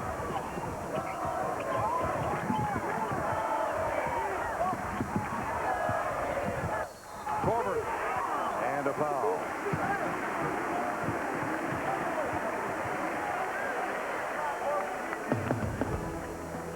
we've got all the color, all the excitement. It's just the beauty of this event as the sun sets out in the desert. The Bob Hope Chrysler Classic. For more, go to CBSSportsline.com. America Online keyword CBS Sportsline out at PGA West in La Quinta. That follows our action here from East Lansing. Foul was on Harrington, his fourth. It's a tough matchup for Sean Harrington against the stronger and quicker Kelvin Torbert. So if you're looking for a matchup to exploit for Michigan State, I think that would be one. You also want to continue to try to attack Brian Cook, but you might have more success with Torbert. Torbert hits the 2 free throws, and Michigan State owns the lead. The official rental car of the American Vacation. And by Nextel. Life's better when your cell phone has a walkie-talkie. Welcome back to the home of the Michigan State Spartans. Breslin Center. As you look at the game reset, and Illinois, Michigan State, each coach with 3 timeouts to use. Illinois is in the double bonus. Michigan State needs a couple more Illini fouls to be there themselves. Anderson with 15. Their freshman Davis matching his season high with 13. Torbert 11 leading the Spartans. Cook and Head 11 for Illinois, and Brown with 10. But Cook hasn't scored in this with just 2 points in the second half, and Brown has not scored in the second half, nor has Head. The defense for Michigan State has been outstanding this half. They've only given up 22 points in this half. Harrington from 3-point range, and the rebound to Anderson. He's played well at both ends of the court today. Yeah, he does it all. He's a stat sheet stuffer. He'll give you a few assists. He'll defend, handle the ball, help other people get scores. You forget he's only a sophomore from Minneapolis. He plays such a mature game. He does. We call him an old head if he was on the playground, just playing much older than he is. Tom Izzo wants to spend one of those 3 timeouts. It comes with 2 minutes and a second remaining, and the Spartans by 1. Clark Kellogg, Michigan State leading by 1. It is seesaw throughout the second half. Illinois led by as many as 14 in the first half and by 6 at the intermission. And there was a controversial 3-point shot made by Michigan State that appeared to be after the half had expired. And we've got 2 minutes and a second remaining, and then on to the desert in the Bob Hope Chrysler Classic final round. Keep your eye on Chris Hill here. They love to run things for him off and out of bounds play. And Illinois well prepared, defended him nicely. But they didn't defend Paul Davis. And Davis with a season-high 15 points. And Illinois wants timeout, and they're on their feet in East Lansing.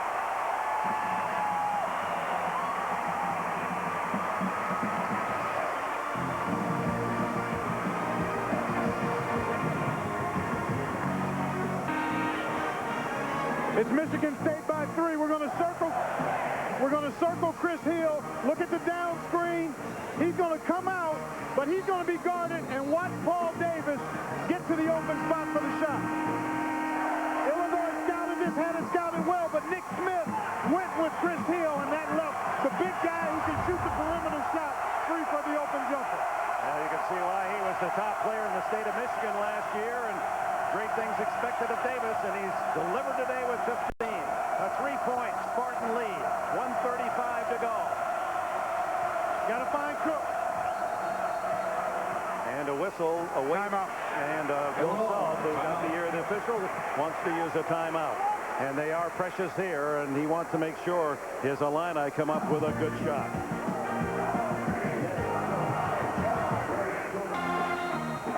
65-62 Michigan State. This is the midpoint of the Big Ten season, 8 games to go, and here are the standings coming in with Purdue in the lead. Illinois trying to stay in pace with the Boilermakers, and Michigan State, your comment was you get 5 losses and you can't really expect to win the title. It would really be tough, especially a loss at home being your 5th loss, so that's why it's important for Michigan State to get to 4-4. Illinois trailing by 3. Trying to get it into Cook. Cook knocked down and a holding call, and if it's on Anaganye, that'll be 5 for him. That's a good play by Illinois. Go to your senior, your best player. He's an excellent foul shooter. His defender has 4 fouls. Cook actually seemed to just lose balance, and Tom Izzo thinking the same thing I'm thinking. Maybe he just fell and wasn't pushed.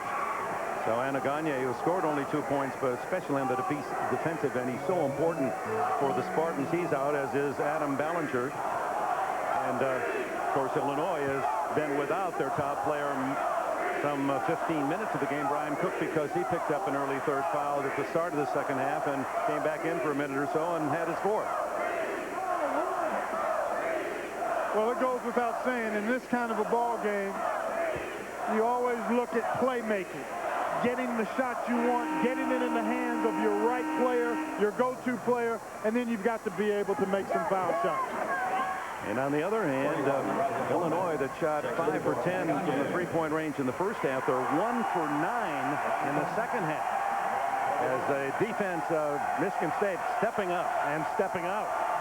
Exactly. Here's Cook. As we said, an excellent free throw shooter. In fact, he led the Big Ten in free throw shooting last year.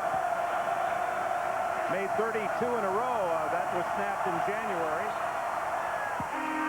Great stroke. He really does have a nice stroke. There's his mom, Joyce. Probably her heart is in her throat a bit, but she's quite confident her son can take care of things from the charity stripe. Both teams shooting well, but Michigan State with the advantage, and Cook makes both. And so Cook is 30 for 33 in the last 5 minutes of games this year. He does it when it's on the line. Now they've got to get a stop and defensive rebound. That's been a problem a little bit here in the second half. And Michigan State needs to get the good shot and chew up as much time as they can in doing it as we approach the 1 minute mark. See, with Illinois spread out defensively, you make yourself more vulnerable to the offensive rebound when your defense is so spread out. Izzo has used the timeout. It's 65-64, but undeniable the importance of the final shot of the first half. Here it is, Alan Anderson. It was real good, but all evidence now in the replay shows that they have had expired. Came after the horn. Came after the light. And came after the zeros on the clock. But when you play at full speed, it was so tight. It was a split-second decision. Michigan State with the ball, 1:03 left in the half, 15 seconds on the shot clock. Michigan State, not a great free throw shooting team, but they got a great shooter. Chris Hill. And Hill, who has been quiet, calmly nails a three-pointer. 8 points for him. 4-point lead. Michigan State's never led by more. You don't need a three. Brown is short. Anderson with another rebound.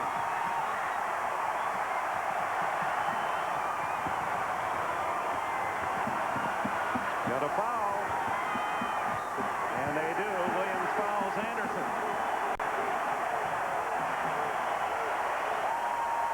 Third foul, and Darren Williams sending Alan Anderson, a 83% free throw shooter, to the line. Let's take a look at Chris Hill. He's going to come right over here off a double screen. There it is. You see the staggered double. Same play, just run at a different spot on the floor. And D. Brown just late getting to Chris Hill. And yeah, Hill was wearing his total on his uniform, only 5 points, averaging 15, but that was a huge three. As Anderson, one of the top free throw shooters for Michigan State, unable to connect. You still don't need a three. You just need a quick score. You need to get something going to the hole. Too much time here. Yep. They're using way too much time. Harrington gets inside and a whistle before the shot, I believe. Drew a foul. 20 seconds remaining. Torbert's first foul. And it's Sean Harrington, although an outstanding outside jump shooter at the free throw line.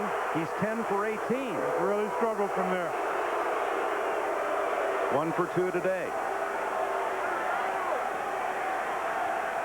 The Illinois used a lot of time there, Dick, trying to get into a three-point shot. You don't need it. It's still a lot of time if you get a quick score. Double bonus for Harrington. As Augustine returns for Illinois and Nick Smith sits down. And Chris Hill was an academic all Big Ten player. As a sophomore, almost an all-A average, he yells into his teammates, don't foul here. Let's get the ball and protect it.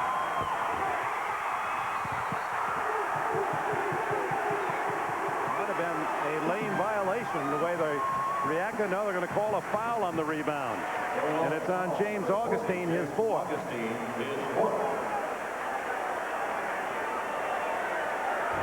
Augustine, in an effort to get to the missed free throw, comes in right over the top of Paul Davis, who does a nice job blocking him out. Well, I tell you what, looking at that replay, he came over the top, but there wasn't a lot of contact. He got a lot of that ball. But most times when you come from behind, the officials are going to think you came over the back of the player and fouled. And here's Davis, one of the stars of the game, with 15 points. That basket shrinks in the final minutes, doesn't it?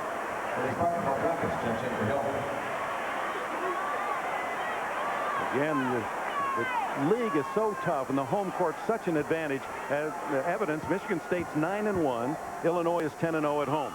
So you've got to hold your ground at home, and Davis misses the most. Keeps hopes alive for Illinois. 15 seconds. Down by 3. Will they foul? Will they foul if it gets under 5 or 6 seconds?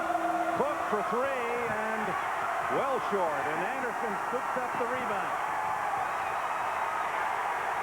And Michigan State comes from behind, 68-65.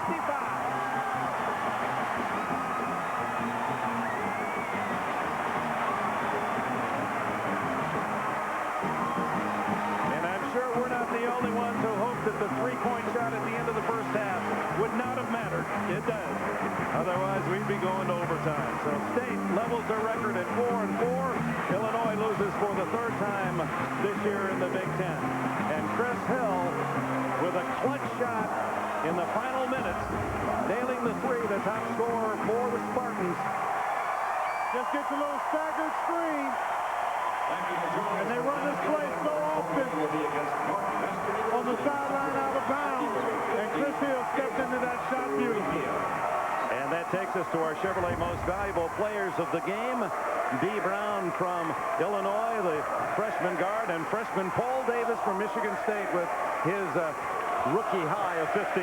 Chevrolet will make a contribution to each school's general scholarship fund to reward outstanding students for their academic achievements and to assist those in financial need.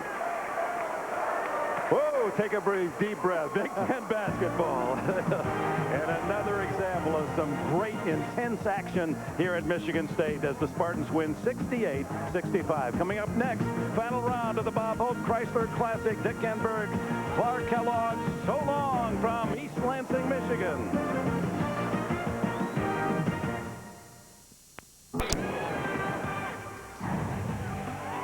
It is showtime, all right, here at Rupp Arena in Lexington.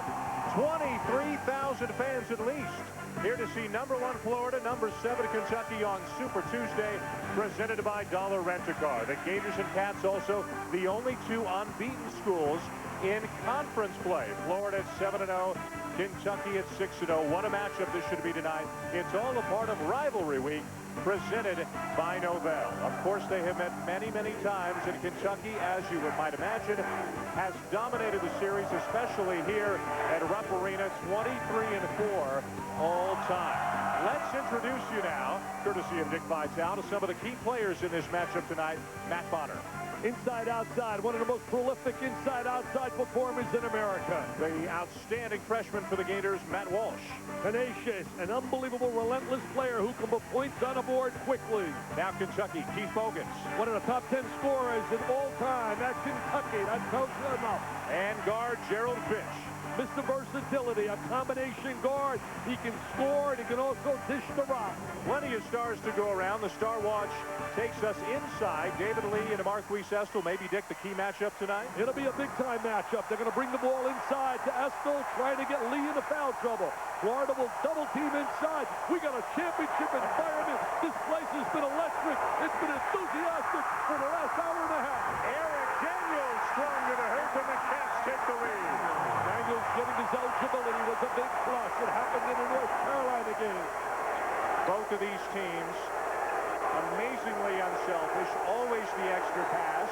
It is seen as a matchup of Florida's offense against Kentucky's defense. Do you buy that? Yes, I really do. There's Nelson knocking down a long-range jumper. He had 7 against LSU.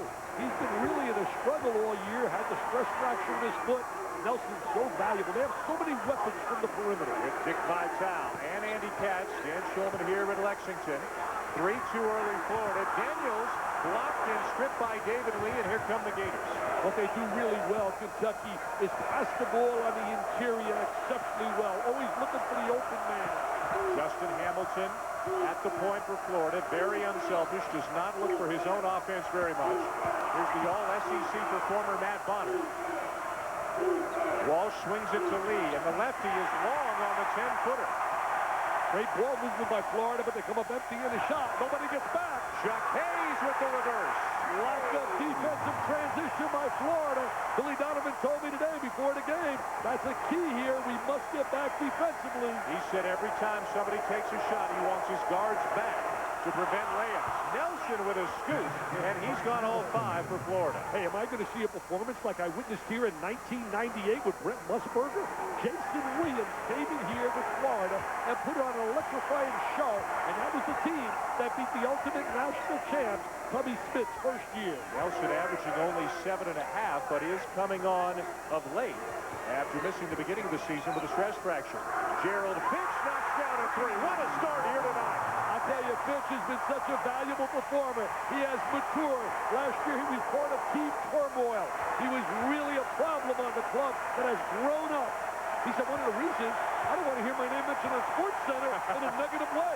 He said, I want a positive. Tubby Smith told us last week down in Tuscaloosa, they don't like to play by my rules. They can go play somewhere else, and it seems to be working this year. He said, I don't have to please anyone. They have to please me. Now look at the GMC starting lineups. Florida with a Matt Walsh, a freshman, a big-time scorer, and another one, an Anthony Roberson, coming off the bench. And Kentucky with Hayes and Daniels, they don't get a lot of attention outside the SEC, but they're the glue guys on this team, really help out in a variety of ways. There's Bogus with a little curl move, but you're right. You know, Hayes, how good is he? He had 17 and 16 against Notre Dame. Nelson feeling it, misses the 3. Kentucky with the ball in an early 2-point lead. What a steal by David Lee. Nelson spinning on Finch. Might have gotten away with a shuffle there. And it's going against David Lee on the offensive foul. Good call by Jimmy Burrow. What a crew we got on the game tonight. Valentine, Clarkerty, and Mr. Burrow. As you look at Billy Donovan, former assistant at Kentucky, was on the same staff with Tubby Smith.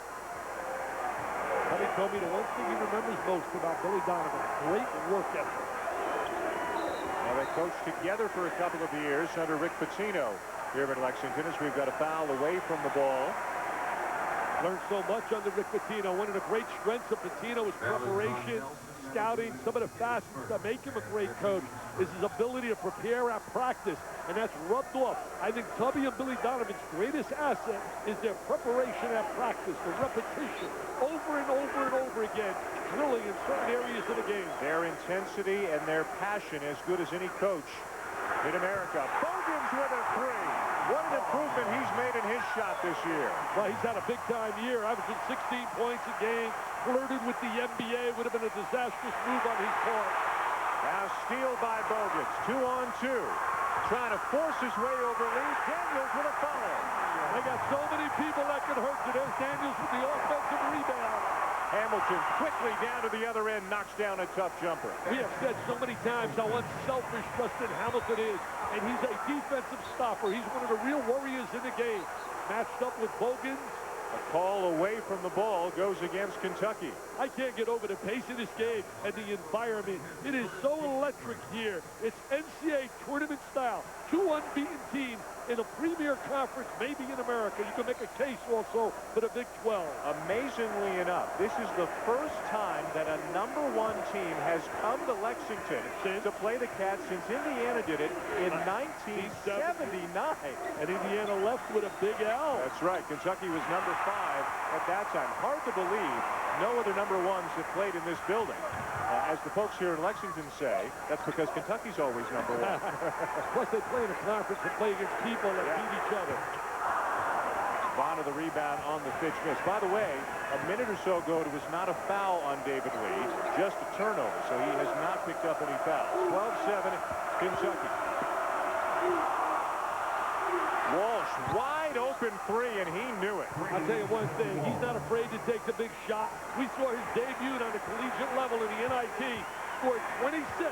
His dad's a Hollywood scriptwriter, and he said, I couldn't write a better story about my son than his debut in college. He's had 33 against Miami, 22 against Kansas, and now he's in disbelief as the foul call evidently goes against him. What a start we've got here tonight between two of the top teams in America. An amazing atmosphere here at Rupp Arena tonight as a couple of former coaches on the same staff. Tubby Smith and Billy Donovan go at it here tonight.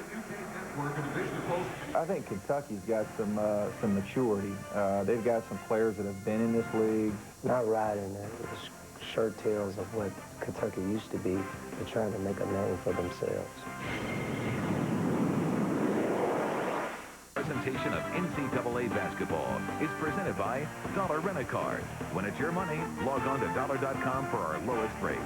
And in part by GMC. We are professional grade. And GE, imagination at work. This is all a part of Super Tuesday, presented by Dollar Rent-A-Car, and a super matchup to say the least. Florida #1 for the first time ever in school history. Kentucky #7. We saw them against Louisville right at the end of December. In the second half, they got blown out, lost by 18 points. How have they changed since then? I'll tell you one thing, Dan. Think about it. You lose to Louisville, but not only do you lose to Louisville, you lose to the darling, the former superstar here as a coach, Rick Pitino. Put all kinds of heat on Tubby Smith. The talk shows were going bananas, but all he did was roll up his sleeves, go to work, and sell to his players the value of defense. And since then, they have been playing suffocating defense to the tune where they've ripped off 10 consecutive victories against quality competition. That tells you a lot about the character of Tubby Smith. In conference play, they're holding the opposition to 57 points per game, and there's no question Kentucky and Florida, one of the best rivalries around right now. With more on that, here's Andy Katz. Well, yeah, Dick's talking about losing to Louisville. That is by far Kentucky's best rivalry. That's what the coaches say. But if you talk to Florida, without question, it's Kentucky. They've shared the SECs 3 years in a row. SEC overall champions 2000, 2001. The Florida players get up for this game more than any other. Well, you know, Andy, it's becoming Tubby versus Billy as a big rivalry, just like Michael Kay against Gary Williams in the ACC. Bogans, another good look and another made three-pointer. He feels it. You watched him in the warm-up. He was shooting the ball with confidence during the warm-up drills.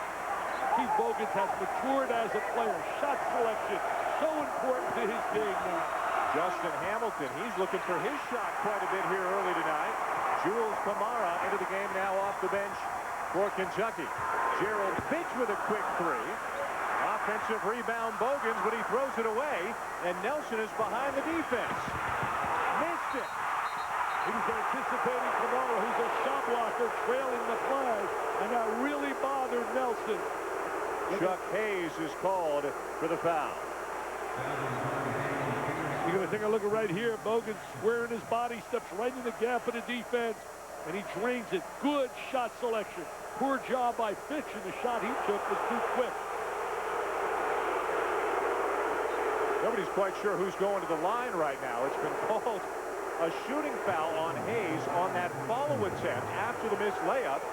And nobody stepped forward for Florida to the free throw line. Now finally Justin Hamilton gets the honors.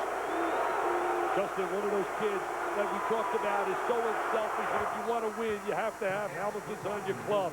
He's a good defensive player. See, he was bothered there by Kamara. Then there's Hamilton, and they called a foul on Hayes, making contact on Hamilton. Asked Billy Donovan this morning about Justin Hamilton. I said, in one sentence, what's he all about? He said he's all about winning. Doesn't care if he scores. All he wants to do is play defense and set up his teammates and win games. He's from out of Sarasota. Played a vital part also by going to the Boys and Girls Club at Sarasota. They helped him tremendously. In fact, he's going to be honored on Sports Night that we have out there on April 22nd. Cliff Hawkins, Antoine Barber check into the game now for Kentucky. Anthony Roberson and Vanell Colas come off the bench for Florida. Both of these teams will go 8 or 9 deep with some very effective players off the bench. Hawkins certainly has been valuable since he came back from his academic problems. giving him some point guard play. There he is with the rock in his hands. He's a very quick guy, loves to penetrate. Hayes double team. Kamara thought about it.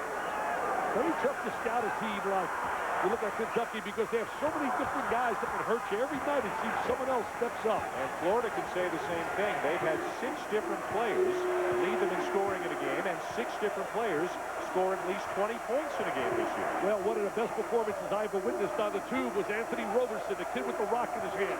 7 threes in the second half and hits the nail-biter winner at the end. And there he is knocking it down against Georgia with a hand in his face. He drains a trifecta to win the game. A Jarvis Hayes hand at the end of a 6'7" body.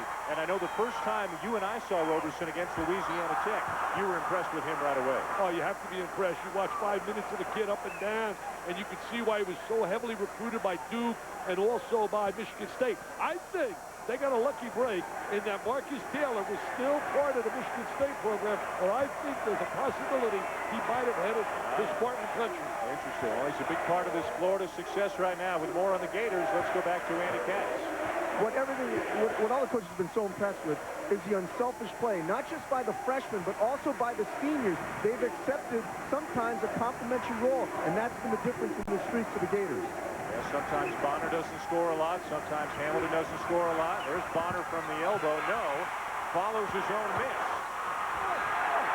Kamara and Hayes in there to defend, and here come the Cats. No blockout assignments out of the zone. Florida rotated into a zone defensively. Look at that pass from Daniels to Kamara, but a block by Colas. Daniels tries to put back. I tell you, look at the toughness inside. I mean, they are going at it, baby. They are going at it. Look at the hustle. Look at the scrap. Look at the claw. Look at the diamond. I mean, are you kidding me? He's going to make the old John Madden team. Oh, man. Warbirds. Watch him inside. I mean, that's not the place for anybody weak, man. If you're meek or weak, you don't want to be on the interior here. Look at him scrapping and clawing and hustling. Florida, number 1 in the nation. Sounds so strange in basketball. It's not Steve Spurrier in football. It's basketball. They were number 4 last week with the top 3 teams, Arizona, Pittsburgh, and Texas, all suffered a defeat in the last week. And Billy Donovan said today, I don't know if we're the number 1 team in the country. The guys ahead of us all lost. He said at the beginning of the season he didn't think they should be ranked very highly at all because they hadn't earned it. But they have earned this number 1 ranking with the way they're playing right now. Ah, that's typical coach speak. They're always crying and moaning. Are you kidding me? He'll tell you, tell you the truth. He knows that these kids can flat out play, man. He's got a lot of big-time prospects and players on his team, and he does a great job coaching them. He's got Christian Dreyer into the game right now. Missed 3 by Barber. Off the fingertips of Dreyer. Yeah, he touched that ball. The outstanding prospect, the freshman from Denmark, who suffered a hip injury, then a sprained ankle, got an infection in the ankle, had to have an abscess removed, and only started playing for Florida in the last couple of weeks, and he's only playing 10, 12 minutes off the bench. And here he is with a steal.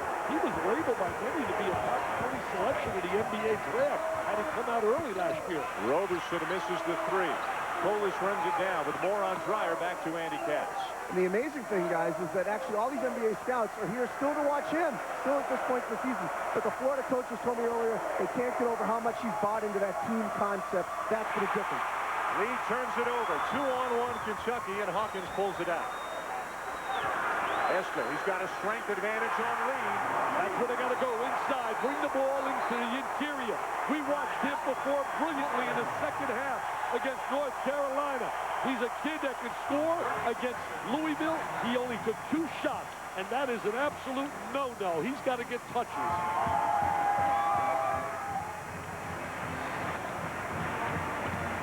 There's the steal by Kentucky. Hawkins pushing the ball up the court. Now he's going to back it out. Good basketball IQ, and then dump it inside. Bring it to the big fella. And the big fella wheeling in the 3-second area with the score. Rivalry week will continue tomorrow night. Another one of the hottest teams in America, Rick Pitino's Cardinals, now at number 6, taking on Cincinnati in a Conference USA matchup. And then ACC Wednesday, presented by Staples. Dickie V is going to be in Durham to see the Blue Devils take on the Tar Heels, North Carolina.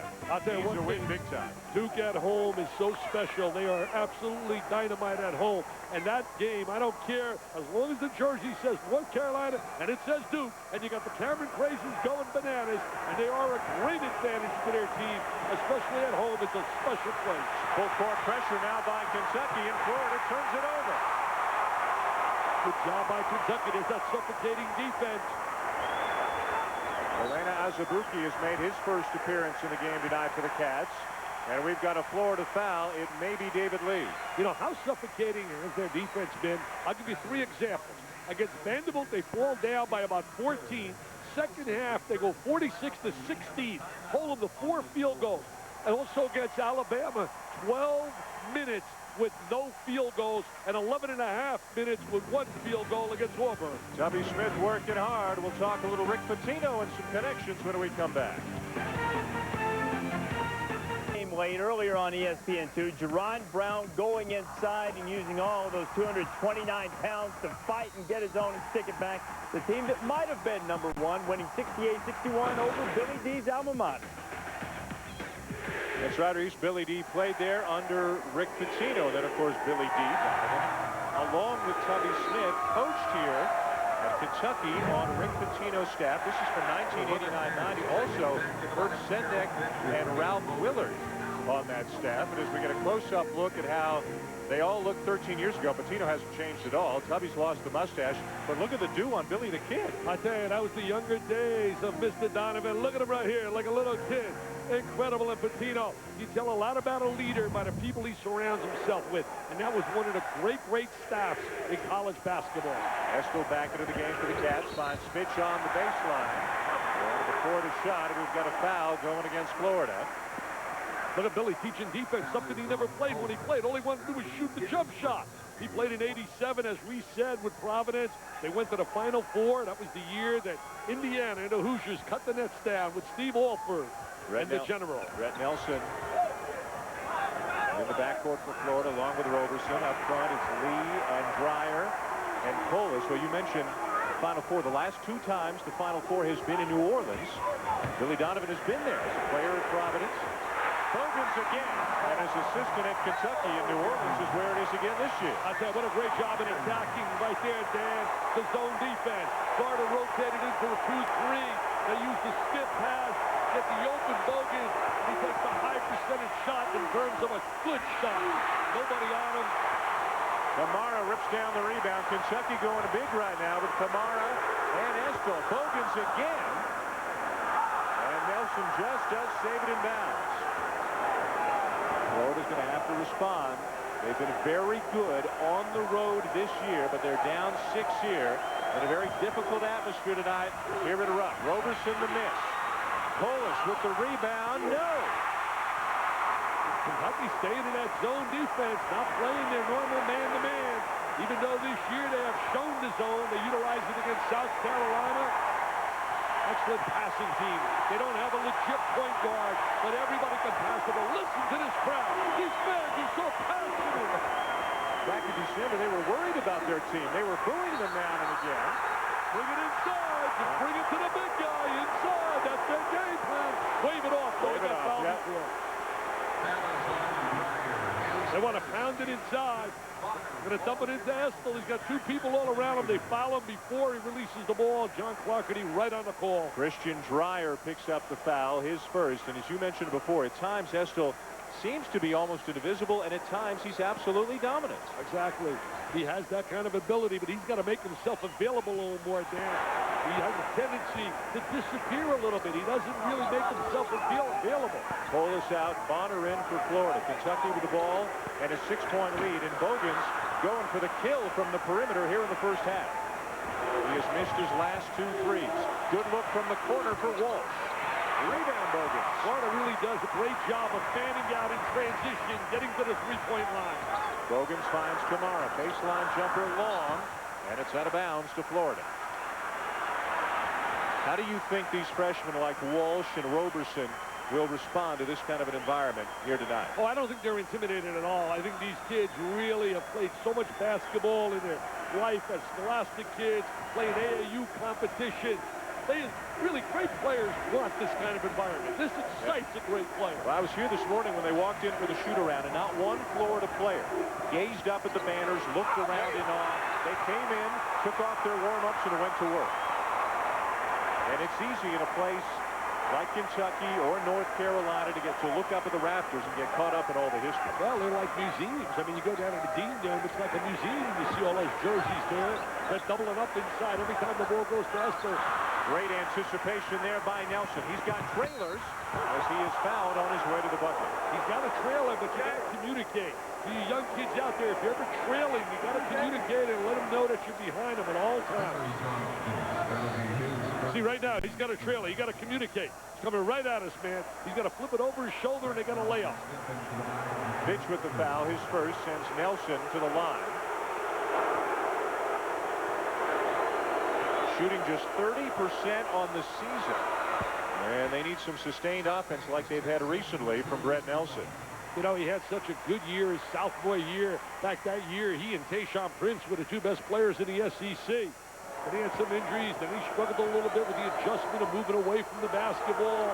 And then after a while, I think it becomes a psychological problem. Mentally, you start to struggle.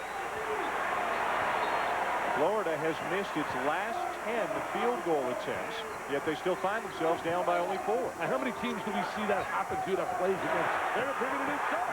That's that game plan. They're saying stop the big guy. They're saying it's a mismatch on the interior. Tubby Smith, preparation, understands strengths and weaknesses of his people. Estill 2 for 2 inside right now. When they get him the ball, he knows what to do with it. Walsh.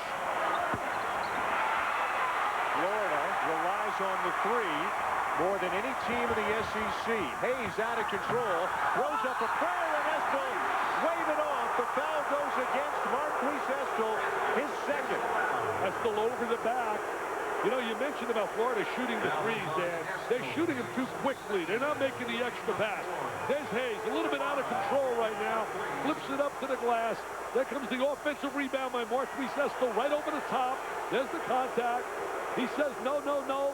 23,000 agree with him, but there's only one guy that counts, and he's wearing a striped shirt. Estill to the bench with his second foul.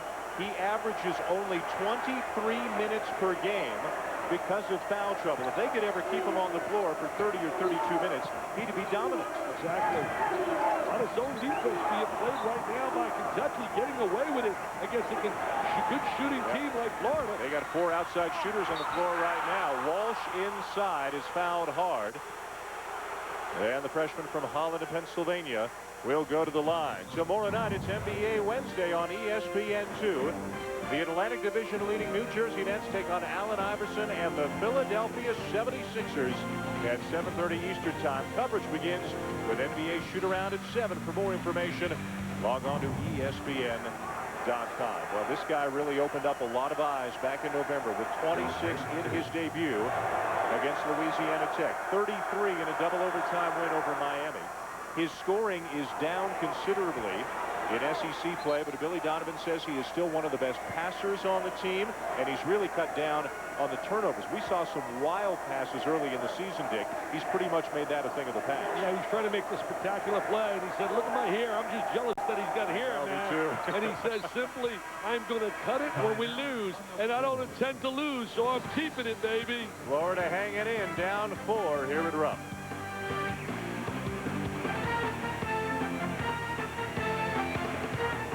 Games do here at Rupp Arena in Kentucky tonight. A few of them, in fact. What an environment it has been here tonight for Kentucky and Florida. Rivalry week presented by Novell, and with Billy Donovan's Gators presenting a real serious challenge to Kentucky for SEC supremacy. What a great choice for rivalry week this is. They're both unbeaten in conference. Florida's #1, Kentucky's #7, and when Marquise Estill has been in the game and in the paint, he's been getting it done. Well, there he is on the interior. If he gets any kind of space inside, he's going to score.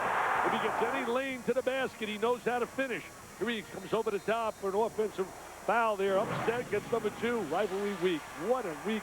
You had Kansas, Missouri. What a game. Heinrich and Mr. Collison, when they got their A game on, they're the best tandem 1-2 in America, inside, outside. Estel on the bench with a couple of fouls. Kamara on the bench as well right now. So Kentucky has gone very small by their standards. Fitch with an open look for 3. That's for his mom, Ruby. She's listening down in Macon, Georgia. He said, I had to mature. I didn't want to disappoint my mom. Last year, he was really a problem here, and has really matured this year. You have not heard any problems out of Lexington so far this season. This team's got chemistry, a magical word, chemistry. Hamilton the miss. Daniels the rebound. Kentucky on the move. Look ahead for Bogans, and it's off his fingertips. You know, I mentioned the word chemistry. If you talk to some of the Giantson coach and Mike Krzyzewski, Roy Williams, John Chaney, Dean Smith years ago, they will tell you the value of chemistry, players understanding their roles, and people really devoted to the jersey they're representing, the name on the front, and not caught up with trying to get glory for themselves. And that's what Kentucky and Florida are about. Unselfish kids who put winning as their priority. Kentucky doing a great job shooting the ball from the perimeter so far. Florida's gone better than 7 minutes without a field goal, and that'll continue now as Roberson gets called for the offensive foul. And that's no accident. Billy Donovan has done an amazing job to get his program to #1 in America. Knew coming in here they were going to see some tough defense. There's the offensive foul. Hawkins beats him to the spot. I was talking earlier, they went 11.5 minutes at the end of the first half and allowed 1 field goal to Auburn. They went in the second half after being down 14 and only allowed 4 field goals to Vanderbilt on the road. And you and I had them against Alabama, 12.5 minutes without a field goal. And then 9 minutes in the second half. Chuck Hayes with a 3. Chuck Hayes, 17 points, 16 rebounds against the Fighting Irish from Notre Dame. Give them 1 of their 3 losses. Listen to this crowd. They're going bananas out rough. They're going wild. College hoops doesn't get any better. Moss working hard inside, and the redshirt freshman from Houston finally snaps the drought as Florida comes up with a bucket. And I think Florida's got 3 fans. I see Christine here, Billy Donovan's wife. I see Jeremy Foley, and I see, they say the president's here. So they got 3 people here. 3 most important in Billy Donovan's life. The AD, the president, and his wife. Bogans on the drive. What strength! And his dad's here. That's the 4th. And it's back to a 10-point lead, and now for Kentucky. This Kentucky team is a different team than what you and I fought down in Louisville. Over the Christmas break, Tubby Smith got them thinking about defense again, and did they ever listen? Look at the effort here as they force the tie-up and get the ball back on the alternating possession. And you know how he got their attention defensively? You can speak all you want to the kids about defense, but until they understand how important it is, he took the film of the Vanderbilt second half, and he said, take a look at that second half as you look at Billy Donovan, as you see them hustling defensively, Kentucky. He said, take a look at that second half. That's why we won the game defensively, and they have bought into his philosophy. They were giving up over 70 points per game in non-conference play, 57 so far from the SEC. And you can see that Florida, as talented an offensive team as there is in this league, with just 1 field goal in the last 9 minutes. Well, they lead the conference in offense, Florida. And right now, as you said, this is not Cupcake City holding them to 1 field goal. Fitch follows his own miss and throws it back in. And that's the versatility of Fitch. Yes, his mom, Ruby, can be proud of her son. He told me today, I'm not going to let her down. Listen to this place. I know tomorrow will be bedlam with the Cowboy crazy. This is why I got 12 years old instead of 63.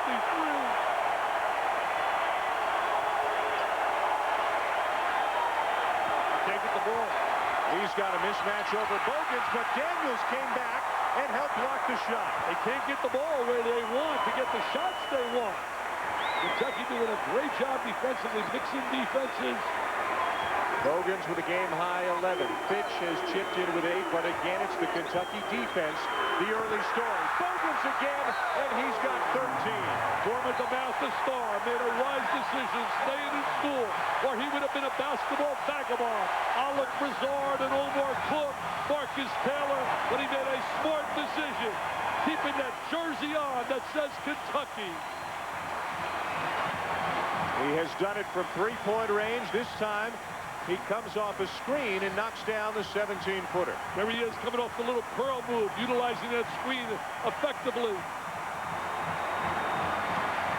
Look at Fitch now, a little penetration, gets right into the 3-second area. Then he comes up with the offensive rebound.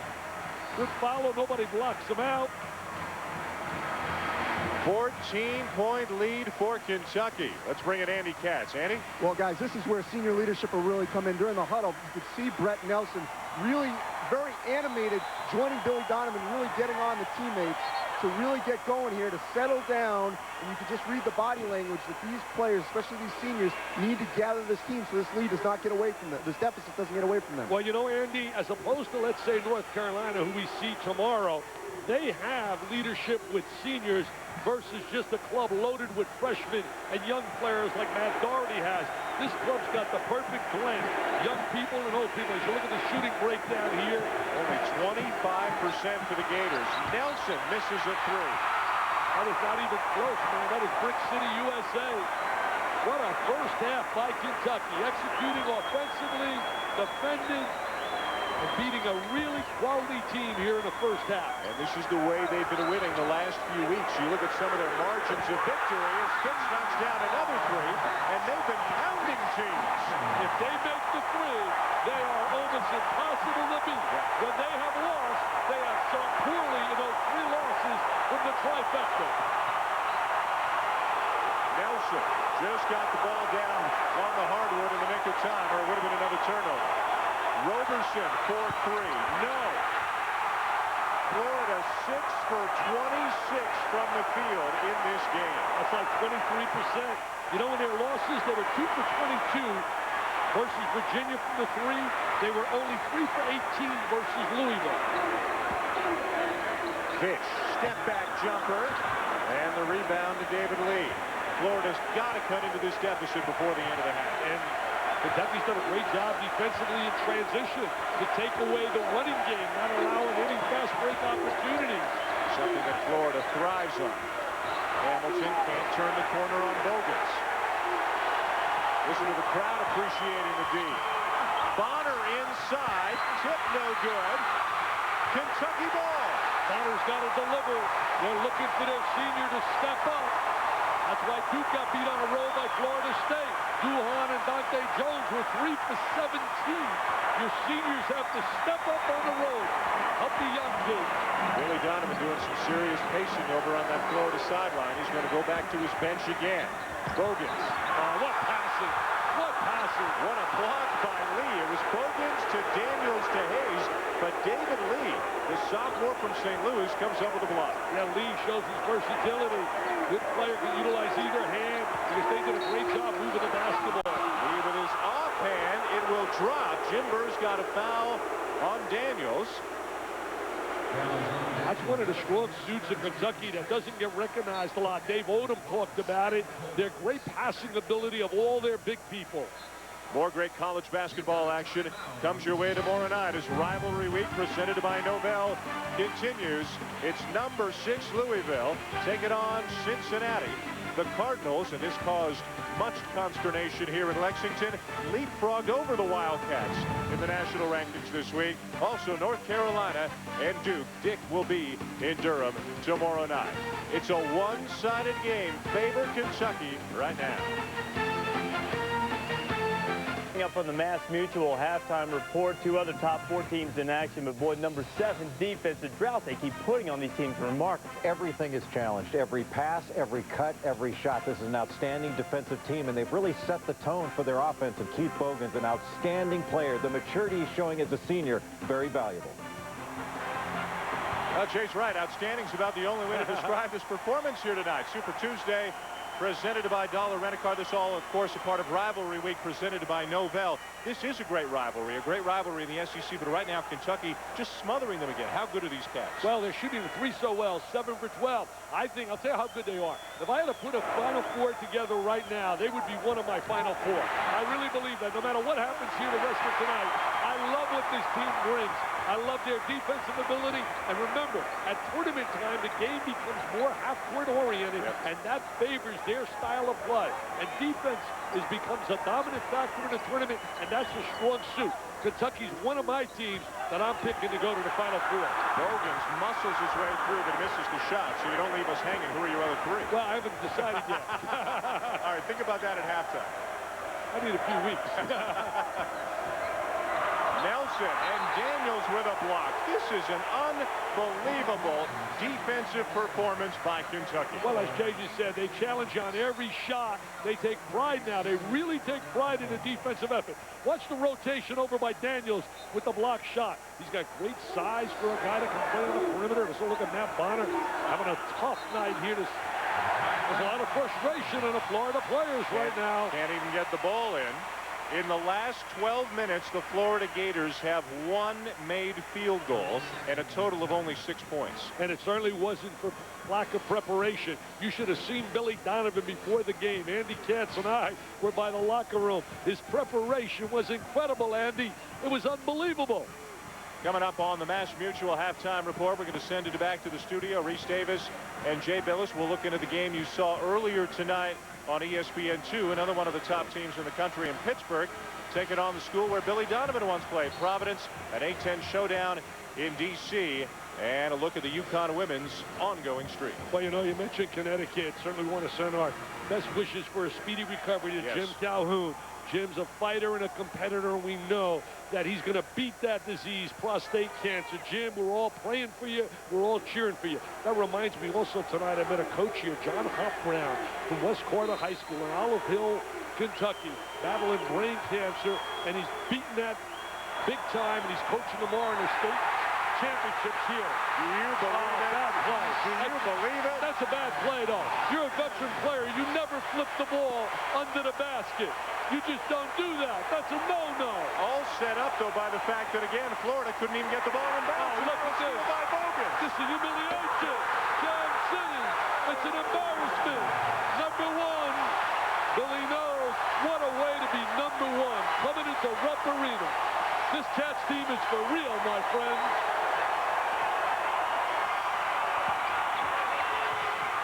Kentucky ball again. Never an easy shot. Oh, you better get a TO. No, he's 40 seconds. He's going to let it run out. It's embarrassing time. He keeps calling timeouts. He keeps changing players. Nothing is working. Now we got a foul going against Kentucky. They're certainly not going to call the timeout now, but it's really gotten embarrassing the last few minutes. Look at Billy sweating. He has a great sense of pride. There's the pass to Hayes. Nobody rotates back. I mean, look at the bad pass here. You're going to see this. This is a bad play. You flip it right under the basket. That's an easy layup. I could catch that and score, Mr. Schulman.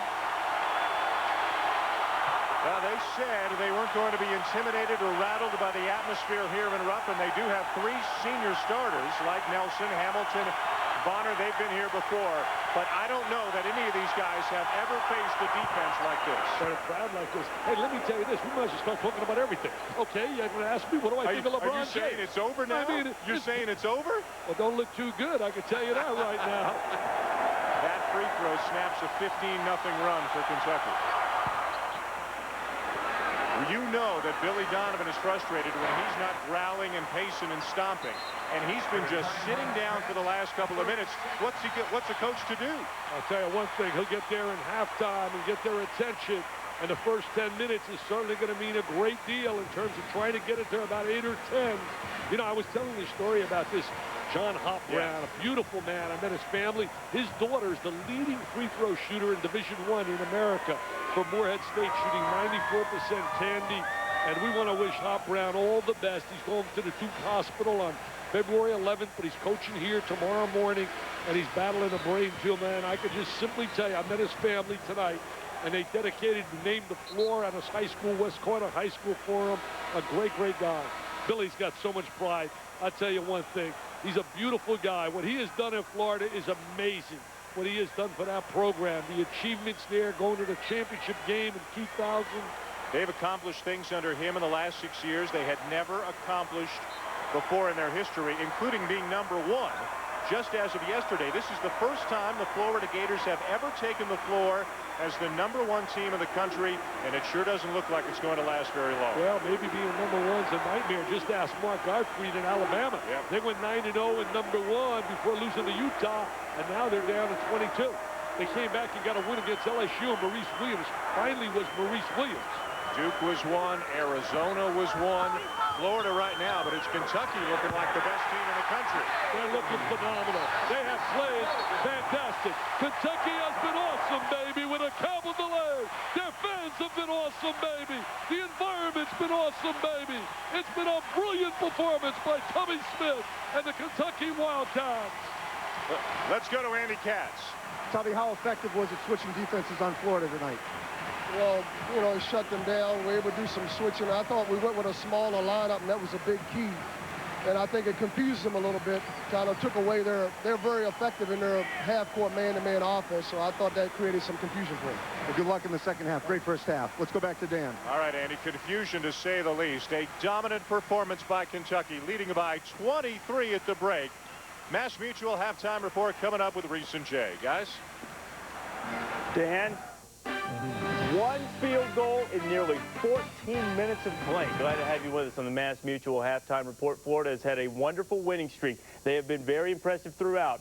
But I think I've seen a team that could claim to be the #1 team in the country in the first half. They just steamrolled them. And I think Kentucky really takes their character from their defense. It's a team that their offense flows from their defense. They wind up scoring off some turnovers that they get. But I think all of the aggressiveness they throw into the defensive end winds up benefiting them on the offensive end. And, I mean, for crying out loud, Bogans and Fitch outscored Florida all by themselves. They had 26 points together in that first half. Their defense is just stifling. You wonder how anyone ever gets a field goal against that defense. Kentucky up 45-22 at the break. Coming up on the Mass Mutual halftime report, the team that perhaps would have been #1 put to the test against Providence. We will talk about that and also talk about the elite clubs in the country.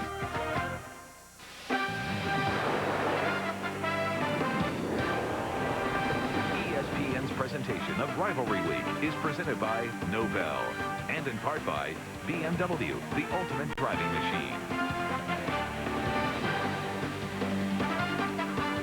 Many a year. They all helped out. They played the passing lanes, and they did it against a super offensive basketball team.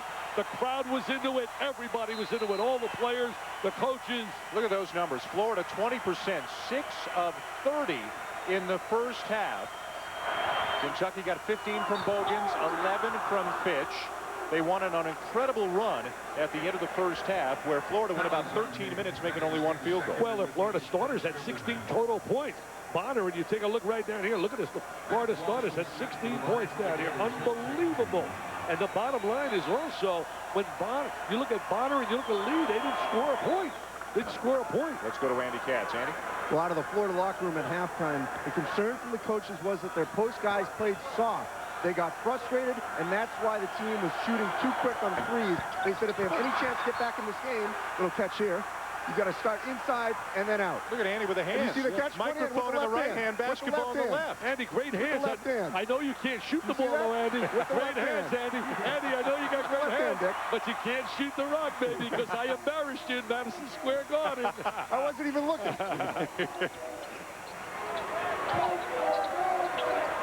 Hey, when you're physical, that really adds so much to your club. That's why Pittsburgh's had an outstanding year. Daniels and Lee got a piece of that. Loose ball comes to Florida. What do you imagine, other than the big guys? I mean, did Billy Donovan peel the paint off the wall at halftime? What do you think he said to his team? Not really. I think he's got to come out and say, look, let's play this game in segments. And I think the one thing they got to try to do is utilize the three-point line to effectiveness.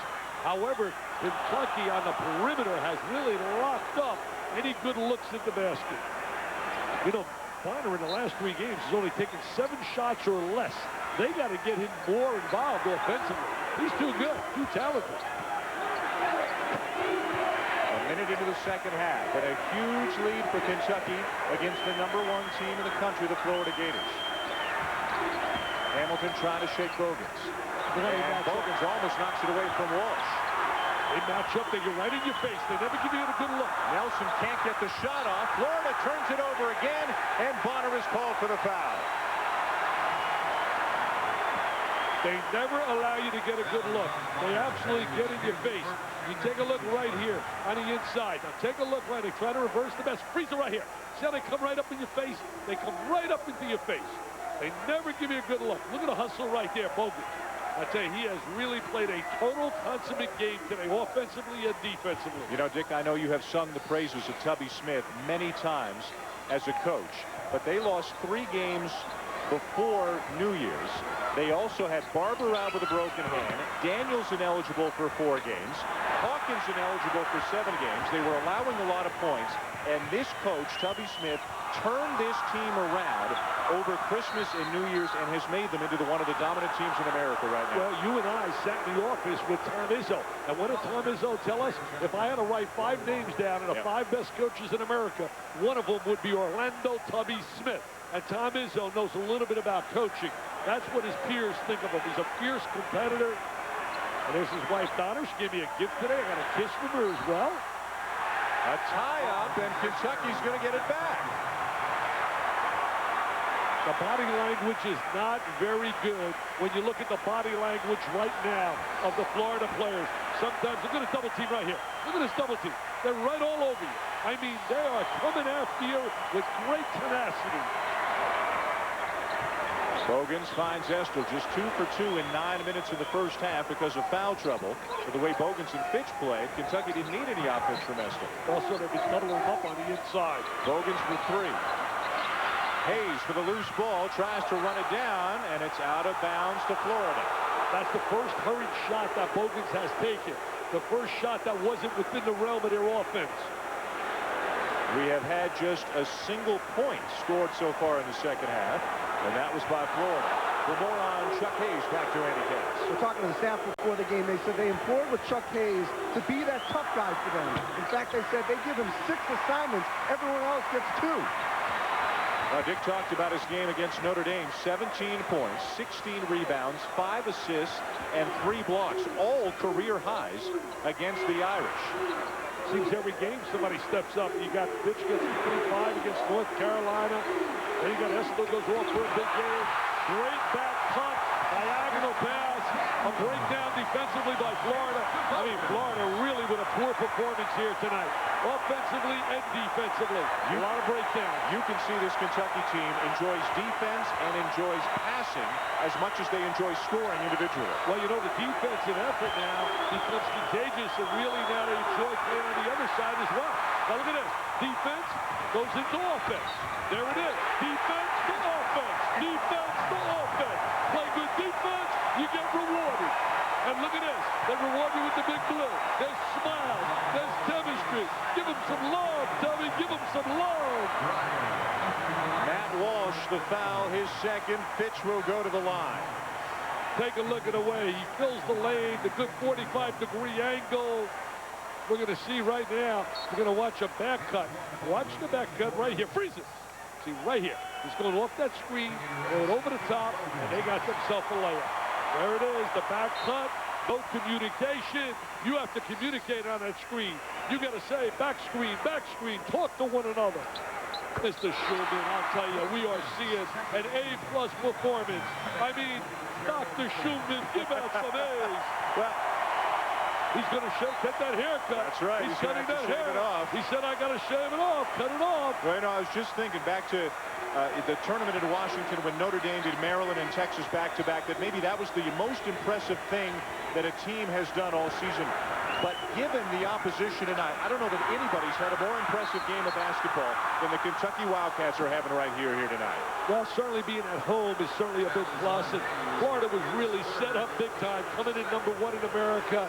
I was teasing Billy before the game. I said how beautiful it is. You're named #1. And the bottom line is, where do you have to go to play down a rough arena against a team that's been on fire? Well, Kentucky's going to have to go back down to Gainesville, of course. Kentucky's already still got a couple of games coming with Georgia. You and I will be back here a week from tonight for Georgia and Kentucky, a part of Super Tuesday. But right now, this has been an absolute mess for Florida since about the 10-minute mark of the first half. Well, you know, Dan, Kentucky out of the next 10 games, 4 of them are against Florida and Georgia.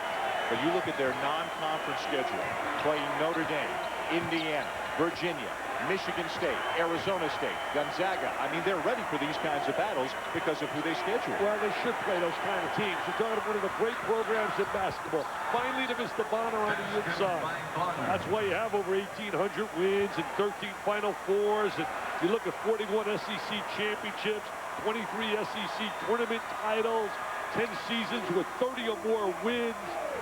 People have said, and a lot of them here in Lexington, and they're right, backdoor got Hawkins wide open. This is getting out of hand. Well, they're not playing any defense. Yeah. They are not. The effort is not there at all by Florida.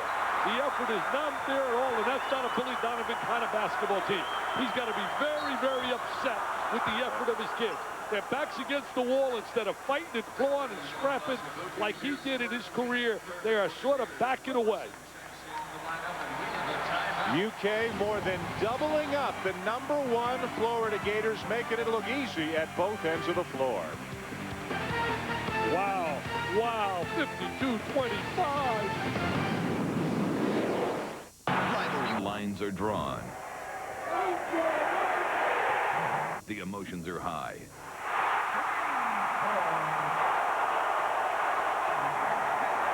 And you must choose, which side are you on? Well, the side to be on is definitely the side of the Kentucky Wildcats here tonight. A stifling defensive performance, holding Florida to 25 points in just under 25 minutes here tonight. A 27-point lead for the Wildcats. And they've had very few open opportunities, all because of the defensive pride.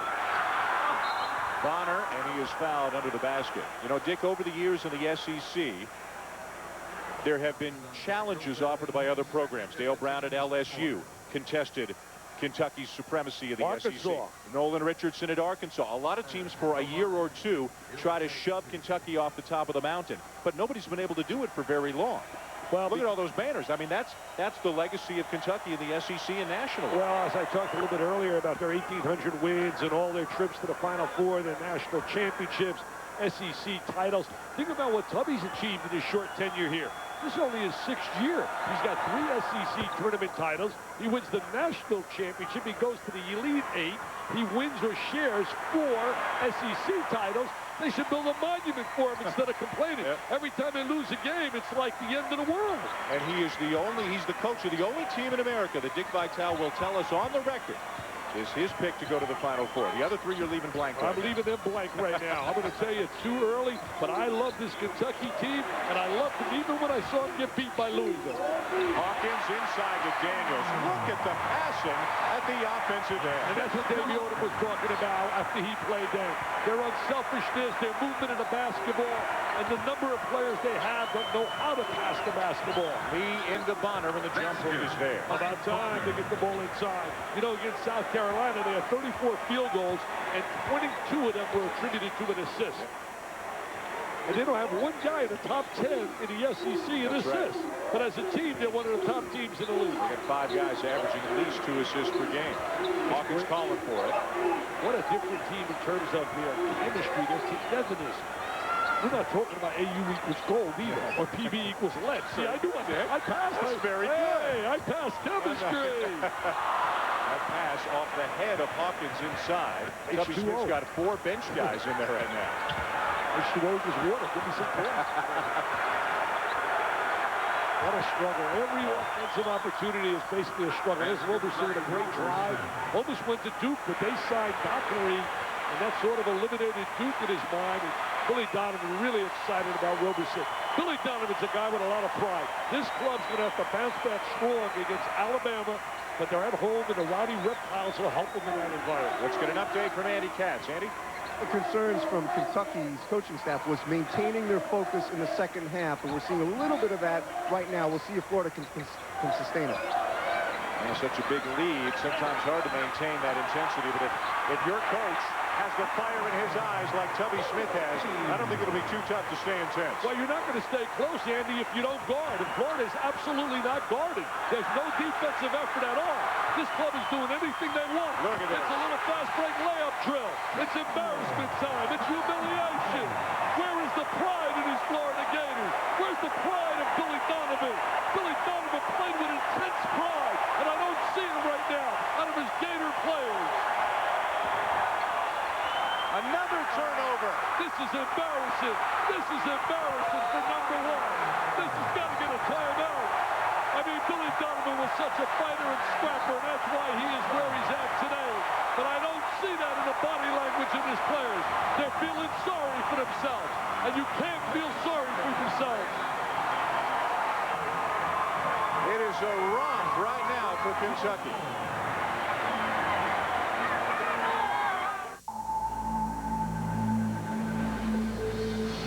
If the only obstacles you ever encounter are speed bumps,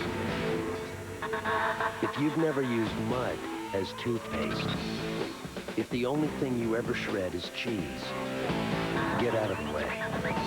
Everybody's talking up the quad-rudder Vincent 500 from Suzuki. And now that a brand new Vincent with a manual transmission has arrived, who knows when they'll stop? The Suzuki Vincent. Get out of the way. The well has run dry, so to choose a gatherer, these males use a highly sophisticated method of selection. These guys are my buddy. Hey, buddy. Chop, chop, Casanova. Grab a rock. How do you...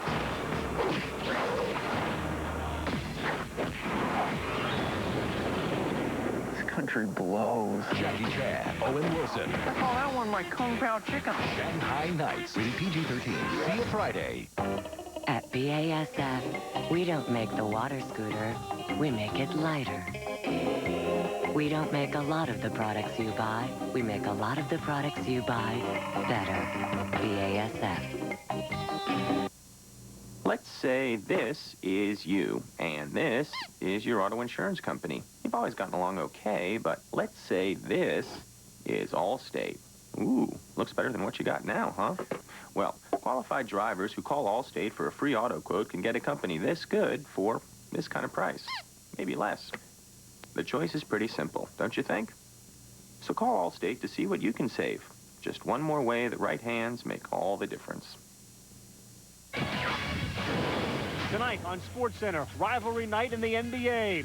Can MJ sink the Cavs again? While these adversaries face off in Indy. And with Mooch in Motown, did someone get the shaft? SportsCenter after the game on ESPN. 60-31, Kentucky mauling the Florida Gators here tonight. The Gators stay as the #1 team of the country. Is going to be an extremely short one. Kentucky charging up the rankings. Louisville charging up the rankings. They're number 6 right now, and they're on your TV tomorrow night against Cincinnati as rivalry week presented by Nobel continues. Then the second game at 9 Eastern. ACC Wednesday presented by Staples, by Patrick, Dick Vitale, North Carolina, and Duke. I'll tell you, Duke and North Carolina, those jerseys say it all, man. There'll be so much pride. Andy, we talk about Louisville and Cincinnati. Cincinnati, Bobby Huggins wouldn't let him use the locker room. He said the locker room's for champions, and you guys aren't playing like champions. Are they going to be ready for the Cardinals? No question, and here's a good debate going on in this state, is should Louisville have been ranked ahead of Kentucky? Even though they beat Kentucky, the question for you two is how good is Louisville, and should they legitimately be a top 4 team? And one other thing, if Kentucky becomes the #1 team, and I think they will at some point, it would be the first time ever since the Field of 64 was expanded in 1985 that 3 teams from the same conference would be #1. Tells you about the depth, and tells you about the unbelievable quality of the SEC. As far as Louisville goes, Andy, there's no doubt they won 15 in a row. They won on a road in some tough environments, and they lost to Purdue, a good Purdue team that's doing a great job for Gene Beatty this year with a good backcourt and Lowe and Dean. They lost that game, but they didn't have Marvin Stone. But Stone and Gaines, right now, they have not been beaten yet. In fact, Dick Weiss told me, the fine writer from New York today, he voted #1 for Louisville. He was the guy, huh? Yes, sir. Well, it's Louisville, of course, because they were in Conference USA, not as tough a league. They haven't played the caliber of schedule that Kentucky has. And yes, they did beat Kentucky handily, but right now, Dick, it's hard to imagine anybody's playing better than these Cats. You know, Billy, I was talking a little bit earlier, has such pride as a coach. And what's really going to be disappointing to him, as you leave them challenging him on every shot, is that his kids are not responding to a challenge. They're going through that little pout and sulk where they're really, really feeling sorry for themselves. I wanted to know. I had H&R Block double-check last year's tax return. Free. More than 500,000 people have taken the free double-check challenge at H&R Block. Those that overpaid got an average of $1,300 more. They found over $2,000 my CPA missed. I got 1,000. It's my money. I want it back. It's your turn. See if we can help you get more back. Take the free H&R Block Double Check Challenge. I'd like you to meet two special athletes. People said they wouldn't amount to squat. But with the Bud Light ESPN Quarter Bouncers Tournament, even these guys can be champions by competing in a nationwide tournament, finally heading to Las Vegas to become national champions. Watch ESPN's Big Monday. ESPN's Thursday Night Hockey. It is a rivalry born in bitterness that has created champions. The Colorado Avalanche, the Detroit Red Wings. 8 p.m. Eastern, Thursday on ESPN. IBM Security. And now, the high-flying adventures of Captain Zappy! We all have days when things just don't seem right.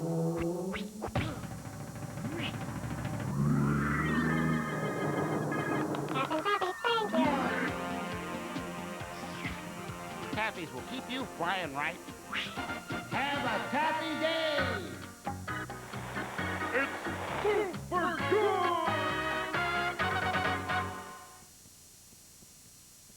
If your double-pane insulated window is impossible to clean, if it's fogged over or there's moisture between the glass, call Aero Glass. If your entry door is broken or is difficult to open or close, call Aero Glass. For custom shower enclosures or replacements, call Aero Glass. For screen replacements, mirrors, plexiglass, or decorative glasswork, call Aero Glass. Aero Glass, 608 North Cunningham in Urbana. Call them. All over #1 Florida here at Rupp Arena tonight. That is not a misprint. That is 60-31. Billy Donovan's team has been outworked, out-hustled, and outclassed here at Lexington tonight, and in danger of suffering the worst defeat, the most lopsided defeat in the Donovan era in Florida. And I would imagine, Dick, one of the most lopsided defeats any #1 team has ever suffered if this one continues going as it's going right now. After being named #1, you know, and you're looking at Billy's club the last 3 years, plus this year, they have led the SEC in scoring. Last year, 80.5 a game. The year before, 80.9, and the year before that, 83.8. And this year, they're leading it again today, but yet they have only 31 points here. But Billy Donovan will get these kids back. They're too talented, and they got too many good athletes, and they're too well coached. They got great fans down in Gainesville. They will be tough to be taken out by Alabama on Saturday. They will come back, this club. They just keep turning it over, and Kentucky keeps making them pay at the other end. Not this time, and now it's Roberson leading the Gators back. You know, you and I saw the game with Louisville, and you would never have thought that Kentucky would be in this position to win their 11th in a row when we witnessed that second half. But good coaching can get people back, especially if you got some good players, and they have so many good players, Florida. But El Colas the foul away from the ball. You know what they've done here tonight? They are really looking at one another, hoping that somebody would have given them a spark. They're waiting for somebody to lift them, and there was nobody to lift them tonight. They've been out of, there's no spirit. Usually watch this club play. They play with a lot of energy, a lot of spirit, a lot of enthusiasm, and that has not existed. And you credit that to Kentucky. Justin Hamilton, one of the senior starters, and all three of them are on the bench right now, by the way. He was the guy who tried to vocally rally the troops coming out before the second half, but it has been a replay of the first half for Florida. Kentucky's been able to do anything they want, offensively, defensively. Every loose ball, every second opportunity, every hustle play is being made by the Cats. They made this look like Cupcake City, my friend, and you and I thought we were going to have a mail-out smash here. Everybody did. Yes, sir. We thought it was going to be a barn burner. First time in 24 years a #1 team comes here to Lexington to face Kentucky. And they sure haven't looked like #1 or number anything here tonight. Well, you got a lot of the media people from all over here. Malcolm Moran of USA Today. You got Dick Weiss here. You got all the guys, Pat Forty from down in Louisville, talked to a bunch of writers before the game. It's a happy bunch here in Kentucky. #4 on Estill. He will leave, and Chuck Hayes will check back in. Even with Estill playing limited minutes, it's been one-sided tonight in favor of Kentucky. Just reminiscing now back in the middle 90s when they were dominant. I mean, they just won 3 national titles in a row. Patino wins it in 96. Rick does. 97, they go to overtime. Lose to Arizona without Derek Anderson. That kid's going to be a great player. Anthony Roberson is going to be a great player if he wisely stays in school and doesn't get any wild thoughts about going to the NBA. One of the best sixth men in America already, and he's just a freshman. Nice steal there by Walsh. And look at this. Oh, what a pass. Back to Walsh from Roberson. And that's some of the Florida that we have seen earlier this year. We have not seen any of what Florida is capable of doing here tonight. The three senior starters remain on the bench. It's the two freshmen, Roberson and Walsh, trying to make this respectable for the Gators. That's what it's about now, fighting for respectability.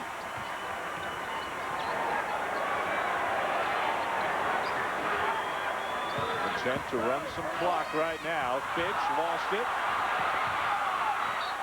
And give credit to the guys on the floor right now for Florida. They are working hard, and they get it back on the arrow. Super Tuesday here in Lexington, all a part of Rivalry Week, presented by Novell, Kentucky and Florida. One of the best rivalries in the SEC. Dan Shulman along with Dick Vitale and Andy Katz, but it has not been a big rivalry here tonight. The way that Kentucky has smothered Florida, in danger of giving Florida, under Billy Donovan, its most lopsided defeat, its lowest scoring game, and it may be the most humiliating 40 minutes that they have suffered. This is the #1 team in the country. And Billy Donovan says, hey, the rankings don't mean that much. We may be, we probably aren't. Well, I think right now they know they've got some work to do to get to Kentucky's level. Walsh looking for the foul. Nobody's buying it. He puts it up again. Well, at least he stays with it. He comes back, battles a little, shows a little toughness there. And that's what you want to see out of kids. You don't mind kids getting beat, but at least playing with a little pride. Yeah, Nelson back into the game for Florida. Hamilton as well. It's a 6-0 run for the Gators. Their best sustained stretch of the night. Kentucky trying to take some time off the clock, get some time out. They don't want to become too conservative. You know, I like to sing the praises of some unsung heroes. I should look at Tubby Smith. Kids that don't get a lot of recognition. Willie Green of Detroit, for example. He had 43 points. That's right, against Illinois, Chicago. Then he came back with 31 against Western Kentucky. Then also, what about against Howard? Maryland Eastern Shores, Thomas Trotter. He pumped in 42 points, 7 trifectas. Terrence Woods, I bet you didn't know this, of Florida A&M. He had 11 of 16 three-pointers for 38 points in a win over North Carolina A&T. What about Vermont? Yes, sirree. Vermont 6'9" sophomore. Mr. Taylor Coppenrath had 38 points. Cedric Banks had 33 for Illinois, Chicago against Wright State.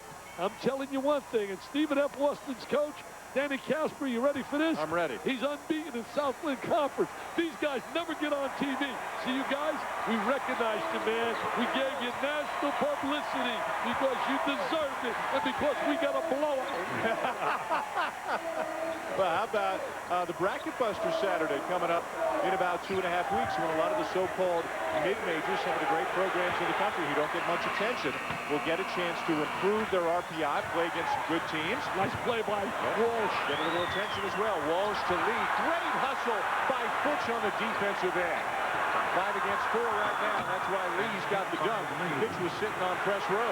Kentucky getting a little complacent out there, getting a little bit where they're playing with the lead, and the crowd's not going to stand for it. Oh, yeah, they are going to stand for it. They're going to stand and let them know about it. 8-0 run for Florida, but still a monumental deficit at 21. Kamara, Lee stays with him. Follow is good. What an effort under the basket by Chuck Hayes. Hayes is just a warrior. He's one of those guys, not spectacular, just steady. That Florida's got a little bounce to it. Got a little bounce to it. That bounce was not there. There was no energy. There's energy for Chuck Hayes. What a drive down. Walsh just pulls him down. No doubt about it. Walsh with a pull down. He looks like WrestleMania with that headband on. He looks like a Hulk Hogan move. He's not too happy about the haircut he may have to get. A 3-point lead for the Cats. I just wish I had his hair. Timeout on the floor. That meeting is 5 minutes. Is it safe? Yeah, but hurry. This better be quick. Come on, come on, come on. Whoa, there's no way we can beat Dollar's rates. Hey, how are ya? The meeting's starting. Let's go. Yeah, I'm coming. Yes. Dollar.com? Yeah, from now on. I can't afford us. When it's your money you're spending, log on for our lowest rates at dollar.com. Why are there so many songs about rainbows? And what's on the other side? Rainbows are visions, but only illusions. And rainbows have nothing to hide. Someday we'll find it, the rainbow connection. The lovers, the dreamers, and me. Yahoo! When I first met my girlfriend, I didn't know what to say or what to give her. Now, I've gotten better at both. A 3-stone diamond earring and pendant set from Kay means 2 things. Every diamond is hand-selected, and she'll absolutely love it. Every kiss begins with K. Subway's changed my life. I've got more energy, and I need it with a wife at home. Now there's plenty to take care of. I have a yard to keep, things to build. I work up quite an appetite. Now Subway has low-fat sauces, like honey mustard on turkey. I love the new me. Subway, eat fresh!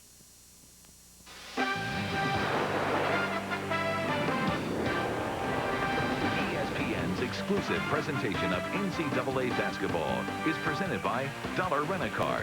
When it's your money, log on to dollar.com for our lowest rates. And in part by hotjobs.com. Check out new jobs daily at hotjobs.com, a Yahoo service. Onward, upward. Onward and upwards. And the Kentucky Wildcats gone tonight, a 23-point lead over the Florida Gators. Rivalry week presented by Novell. Don't forget, tomorrow night it's NBA Wednesday over on ESPN2. Allen Iverson of the 76ers taking on the New Jersey Nets, who are 33-15. Coverage begins with NBA shoot-around at 7 Eastern. For more information, log on to ESPN.com. Dan Shulman and Dick Vitale and Andy Katz here at Rupp Arena in Lexington. The fans had to wait 24 years for a #1 team to come to this building. The only other time it happened, the building opened in '76. Indiana was here as the #1 team in the country in '79. And Kentucky beat them. And they're on their way to knocking off another #1 team here tonight. 62-39. Now let's bring in Andy Katz while we have a minute. Andy, who doesn't like to sit still for very long, was up in Indianapolis last night, the first meeting of the NCAA Tournament Selection Committee. And Andy was given a little exclusive access. What'd you see up there, Andy? Well, there was a class. It was called Bracket 101. I was looking for Digger to be taking notes with me. He wasn't there. The class was about how to fill out the bracket and some of the new wrinkles they're going to try to put in there. And one of them is they're really going to look, you'll like this, Dick, at senior-laden teams when they lose late in the season, especially like Butler last season. In fact, there were like about 12 Butler protesters there trying to wonder why they didn't get last season when they had 25 wins. So they're going to give them a little bit of a break if they lose a late game. They got a raw deal last year. Said it then. They beat Indiana and won 25 games. I hope and pray we don't see a team from the mid-majors get left out this year because of mediocrity by a team in a so-called highly visible conference. Andy, this early, do they do a mock bracket and start putting together their top seeds? Well, what they do is they do a mock bracket, but not with these teams. They just go through the process to make sure they all understand it. There's 2 new members of the selection committee. One other thing I want to throw back at Dick and see how he feels about this. Jim Livengood, the Arizona athletic director, told me they're going to really look closely at teams that have a sub-500 record and a high major, even more so this season, because there's so much parity. It's hard to justify that if it happens, even in the SEC, if a team were to be 7-9 or something like that in a high major. I say amen to that. I'll tell you, talk about tomorrow, for example. We have North Carolina and Duke. North Carolina started off on fire. We saw them win the NIT. They now have 9 losses. They're getting to the desperate stage if the NCAA tournament is a goal of theirs. So tomorrow's game becomes a must almost with a 4-game losing streak going down to Duke. And what a place to try and get a win. Fitch, no. And the rebound to Bonner. Well, while we were talking about the brackets, Dick was working on his, and we're pleased to announce he's put a second team into the Final Four, right? Oh, yeah, I got a second team. This baby's academic right now. I mean, there's no way in the world, looking at the body language here, that Florida has a chance of coming back and winning this game. My second team to join Kentucky, I'm going west, my friends. And I know they lost to Stanford, where Mike Montgomery's done a marvelous job. But I'm going with Lute Olson and the Arizona Wildcats. Chalk City there for me. I'm going chalk. I'm going Arizona. For the other two, you'll have to wait. Maybe Mike will drag it out of you tomorrow night at Cameron, who the third and fourth are. Yeah, Mike Patrick might get it out of me. You know, I'm emotional, and whatever at the moment at that time, I might just come out and say it. We know that. But then I'm subject to change, so I'll wait other teams 2 weeks. 25-point lead for Kentucky. An outstanding defensive performance. They have been great defensively in SEC play. They've been better than great here tonight. Look at Hayesworth. He's just look at him work. He's tenacious. Nice pass by Dreyer. Up to Roberson. Fitch defending, and he's called for the foul. I'll tell you, I wouldn't want to be Alabama and having to play this Florida team in front of the Rowdy Reptiles this weekend. Mr. Gottfried's kids are going to see a different team than was witnessed on this floor here tonight. Well, maybe the only team in America as hot as Kentucky right now, Louisville. And they'll take on Cincinnati tomorrow night at 7 Eastern as Rivalry Week presented by Novell continues on ESPN. And then it's ACC Wednesday presented by Staples. As Dick mentioned, he's going to be there for one of the great rivalries in college basketball. Even if one of the teams is down, it's North Carolina, it's Duke, and it's a big game for both, especially Carolina, as you just mentioned. Well, you know, big game also for Duke coming off a loss to Florida State. They got to get their veteran players to really step up, especially Chris Duhon, who has not stepped up to play and give them the kind of leadership lately that they expect out of them. Give me your thoughts on Louisville. Well, Louisville 15 in a row. I mean, Rick Pitino in 2 years has done an amazing job. He's my mid-season coach of the year. I have mid-season player of the year, Kyle Korver, but now I'm telling you, the way Collison's coming on, and also TJ Ford. I don't know about you, Andy. I'm getting to love TJ Ford as the possible player of the year. Well, here's what I asked you before the game. If I said pick one player to start your team from this season's college basketball players, who would it be? I said TJ Ford. Your answer? I like TJ as well. I'll tell you why I like TJ. It starts with backcourt play, especially at the point guard, and he's a big-time leader there. And I'm going to love this guy, Roberson. I liked him the first time I looked at him and watched him play. He is a special, special talent.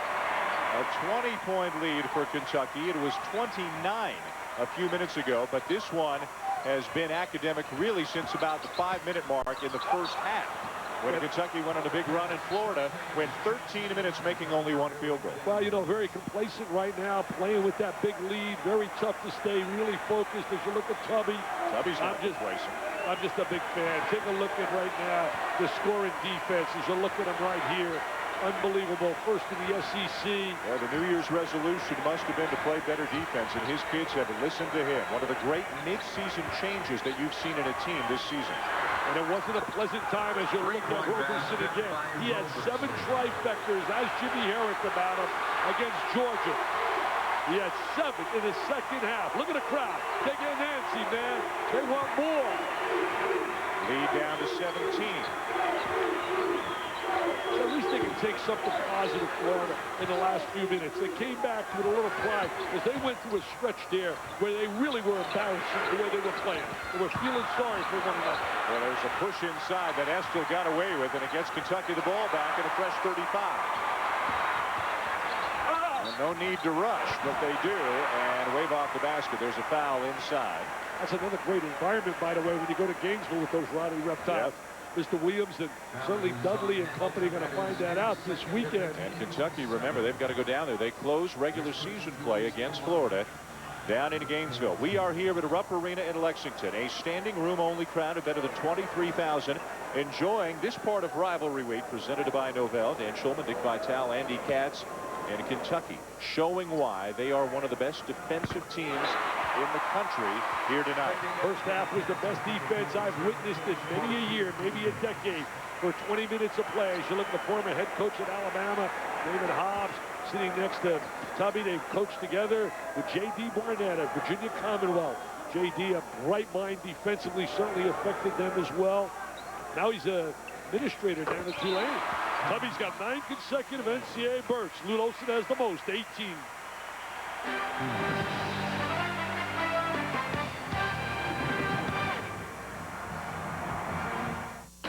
Disciplined investing. It's not about following the crowd. At T. Rowe Price, our independent research means we're not deceived by every market ripple, and we don't chase every fad. Over 70% of our mutual funds beat their 3, 5, and 10-year Lipper averages. We have the experience to know what works. and the insight to find real opportunity. T. Rowe Price. Invest with confidence. Hey, it's me. Listen, I'm at Office Depot, and Chuck here has some great ideas about how we can get better organized. You know, improve our work process, avoid stepping on each other's toes. Just stop doing the same job twice. You're at Office Depot? Yeah. Office Depot sells office products to more of the world than anyone, so we know how to help you get better organized. Office Depot. What you need to know.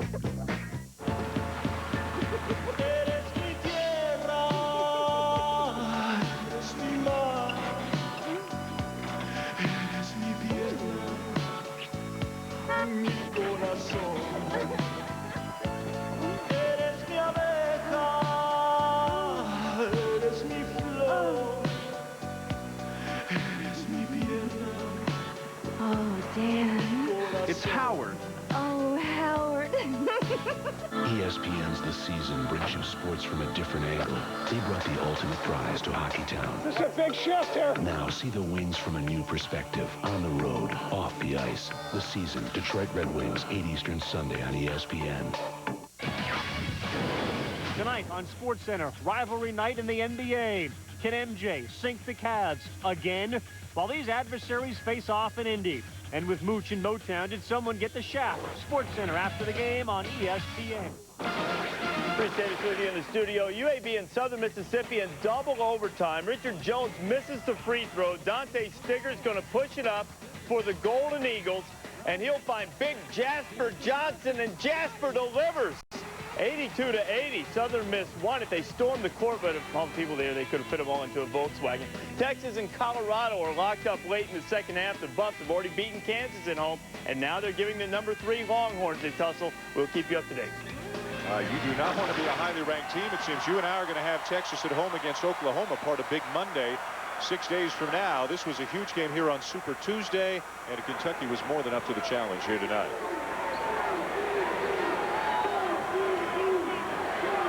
Florida, the big problem for the first 30 minutes or so of this game, just shooting the ball, shooting the rock. Brought to you by Rolling Rock. Florida at 33% on the night. They were down at 20% early in the second half. They've really made the numbers more respectable here late, Dick, but the game was over a long time ago. Yeah, it was totally out of control, out of hand. There's no doubt Kentucky totally dominant. You know, Colorado, by the way, at home, a very tough team on that home floor. Backdoor cut. Ross can't finish, no call. Report of Patton's club. In fact, they lost a heartbreaker on about a 40-foot shot against Jim Harrod's club there. In fact, I believe that was the only loss at home. You know, for the moment we walked in here tonight, an unbelievable atmosphere, great crowd, better than 23,000, great signs all over the place, most of them with your name on it, including one that says, Dickie V, tell LeBron James to come to UK. They've even got LeBron James sign up there. One thing is LeBron James should be reinstated. I mean, there's no doubt that having that Hummer was a no-no because it just created an unbelievable element out there. Plus, flooding it was not good judgment. The bottom line is, should have waited till after the end of the season, but he deserves to be playing. What did the kid really do? He didn't commit a crime.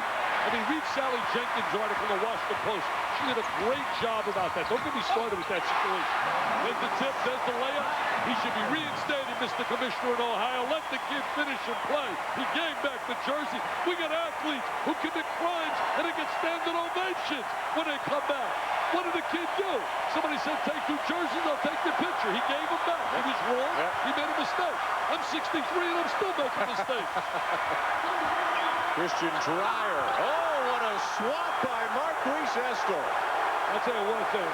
Dreyer obviously is thinking a lot on the court. He's had so many injuries. So unfair to really evaluate him at this time because he hasn't had a chance really to get into the flow and feel himself. They're subbing. They're bringing them all in. Tubby's going to call off the dogs, or the cats, as it were, as he brings in Stockton and Carrier and Azubuike and Cote and Barber off the bench. And what an ovation for these Kentucky starters. Out of place where you want to come in as #1 in America. And Billy Donovan will echo that. We've said on the top of the show, reminiscent of the Super Bowl, defense versus offense. You saw what happened in the Super Bowl. Sapp prevailed. He and his buddies Lynch and that gang Brooks over Mr. Gannon and company. three-point basket by A three for Matt Walsh. Walsh picking it up here in the second half. Yeah. Well, they got it under 20. Look at that. Look at the bounce. That's the kind of bounce they had from the moment this game began. They had that bounce when they strutted in here, and I spoke to them before the game as they walked into the building. Florida's 14-game winning streak will come to a screeching halt. Kentucky's winning streak will go to 11. Rivalry night of the NBA coming up on SportsCenter tonight. Michael takes on the Cavs, and as you had hoped, Mariucci! as Tom Izzo had hoped. Mariucci. Should have never got the raw deal he did out there with the 49ers. Shame on the 49ers for what he achieved, but they're going to love him in the Motor City. Hey, by the way, Dick, with the new eruption zone here at Rupp Arena, down to our right where the students are, they took out seats, put in benches. They can fit more people into Rupp Arena. They've got the biggest crowd in the history of this building here tonight. 24,459. And we had a chance to say we were here.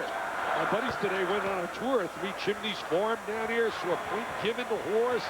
They saw all the Super Silver Charm. So you got to get into those horses, man. I know. I mean, those farms here in Lexington are absolutely gorgeous. Absolutely gorgeous. Claiborne Farms and all of them. Calumet. Just a great, great place. C.M. Newton, I met his son out here today. It's just a great, great guy. Was the athletic director here, and he's the guy responsible for bringing Tubby Smith here. There's Barber, baseline for the slam. They're waiting for him to break loose. Came in with a great reputation out of junior college, had a broken hand. He was supposed to be one of the most influential players. All this rough crowd, they're feeling it, and they better give love to Tubby Smith. They better understand they got a special coach on that sideline. And this guy's special too. Jeremy Foley told me today, the AD, I am really fortunate because he is the best. He said he is the best. It's nice when your boss loves you. Does your boss love you? I don't know. I need some love from my boss. I need some love from my boss. I mean, Dan Steer, my guy David Miller, Jed Drake, Mr. Shapiro, Mr. Anderson, Mr. Bodenheimer, give me some love. Dreyer knocks it down. Well, we'll see what Billy Donovan does with the Gators as he tries to get them to put this game behind them. They're home against Alabama and then Ole Miss, and there aren't many easy games in the SEC. Hey, you're talking about unbeaten teams right now. There aren't many in league play. Dayton is 7-0. Mr. Purnell doing a great job in the Atlantic 10. Yeah. Brown is 4-0 in the Ivy with Penn and Princeton unbeaten. And then MEAC, you got South Carolina State 9-0. Gonzaga 7-0. Well, we saw them earlier when they weren't playing that well. They're back up to their old tricks right now, the Zags. Yes, sir. The West Coast, they're dominating out there. Mark Few's going to be one of those hot names with some jobs open. And it might be a job open on the West Coast. Winning cures a lot, Dick. Hey, you know hey. Who run? You made that sign up. You made that sign up. Look at that defense. Always trying to pop the ball loose. Roberson slashes to the basket. I just love him. I just love his game. He and Walsh are going to be special players at Florida. Roberson 18. He's the highest scorer in the game.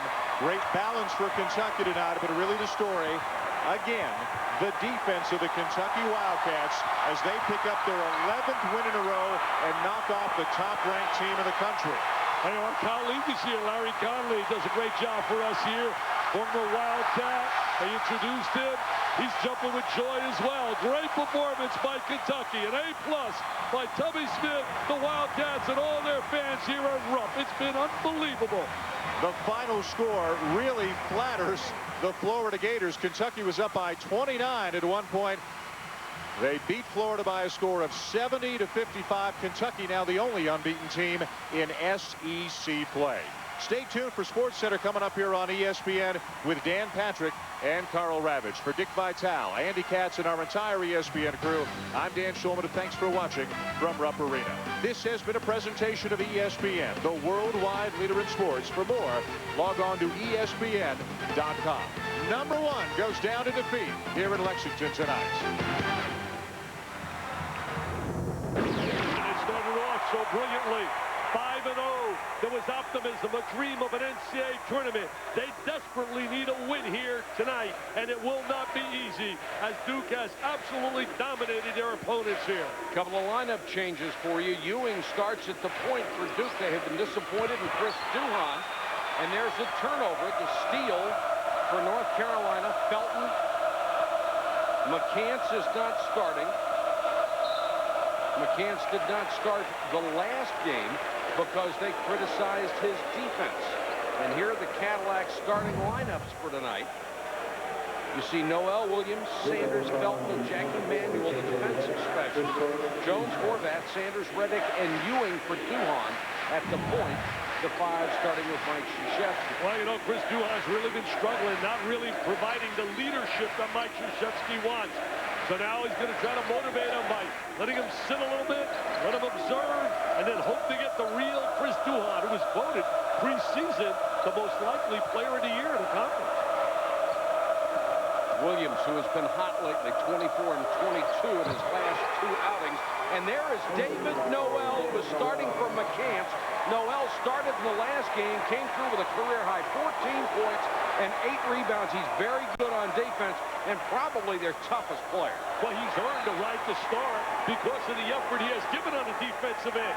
They have not, as you said earlier, been happy with Rashad McCants, who's an offensive, absolutely explosive player, but he has not really played on the defensive end to what they really want. Takes a lot of guts to bench not only your leading scorer, but one of the leading scorers in the ACC. And especially when you've lost 4 in a row. Yeah. 2 turnovers for Duke. Noel gives it off to Jawad Williams. He buries the jumper, and Carolina off to a quick 5-0 lead. And that's the kind of start you have to get when you come into this building, because you know the Cameron Crazies are going to be loud and be into it. You want to try to quiet them down. Dante Jones, they did a nice job of rubbing him off the screen, and Dante Jones knocks down a 3. Mike, where was his shot against Florida State? He was 1 for 10. He and Duhon went 3 for 17 in that loss. For the second year in a row, they went down to Tallahassee and lost. Look at Noel driving inside. Can't hit it. Here comes Ewing on the run. Ewing. Got it. Tough shot. What a big-time move. I got to meet his dad today in the lobby of the hotel at the Marriott. He said, my son is ready for this new challenge. Tied at 5. Jawad Williams left wide open, and he buries the 3-point shot.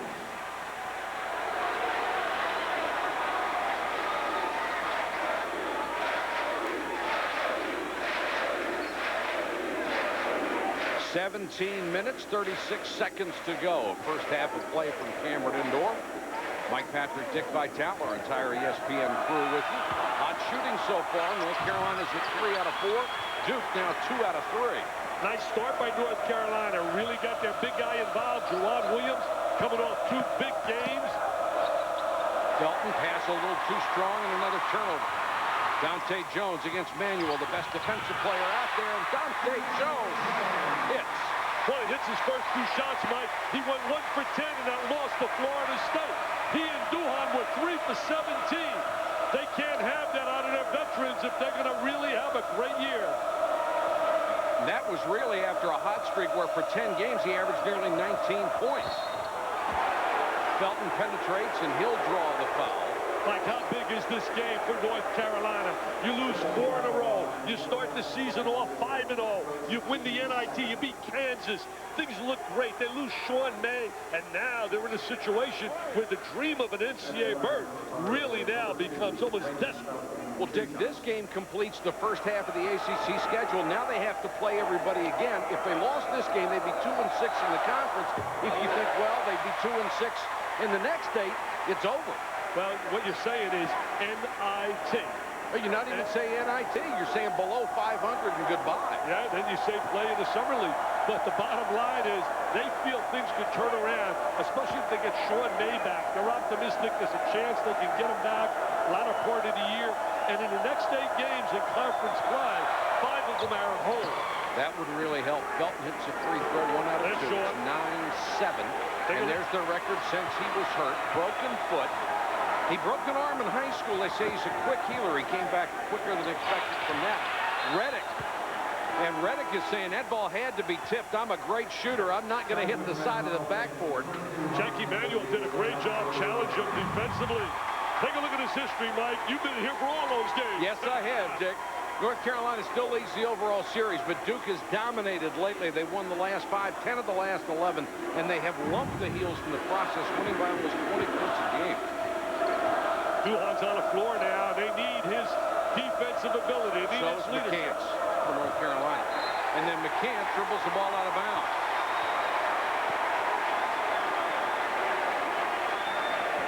Look at Duhan, the last 6 games, really been struggling. 4 turnovers a game. But more than that, the 24% field goal percentage, ineffective, but he hasn't played defense.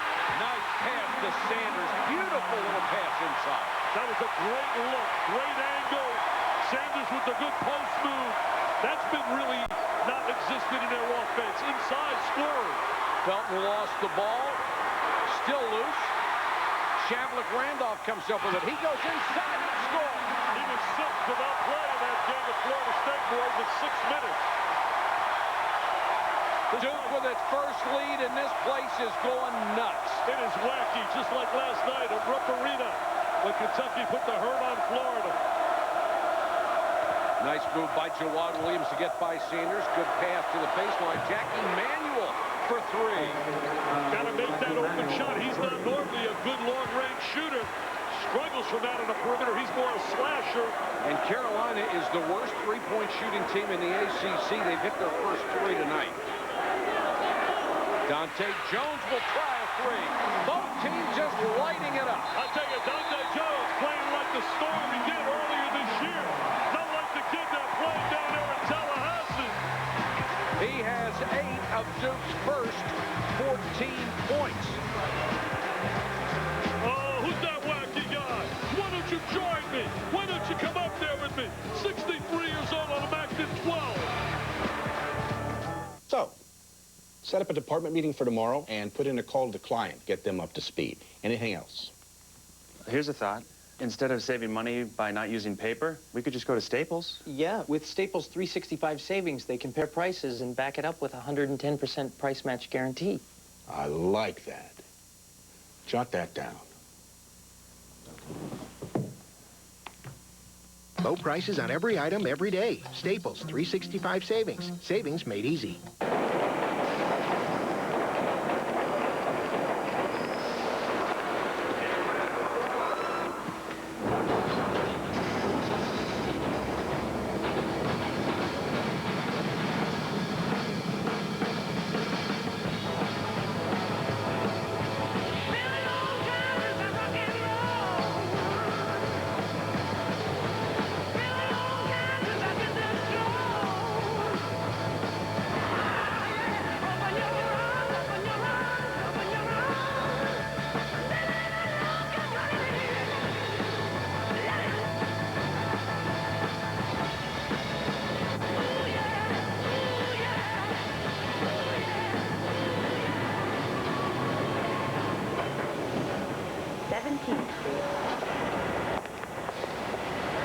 You could have seen it coming. Cadillac. Breakthrough. Tomorrow night at 7, Josh Howard and Wake Forest face NC State and Julius Hodge as rivalry week intensifies. At 8, it doesn't get any cooler on the ice as the Avalanche meet the Red Wings. At 9, Drew Nicholas and the ACC-leading Terrapins meet Virginia. It's all on ESPN and ESPN2 tomorrow night.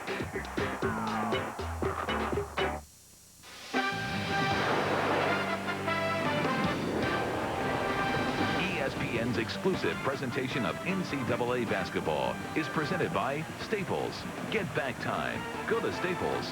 And in part by Cadillac. Bold vehicles defying convention.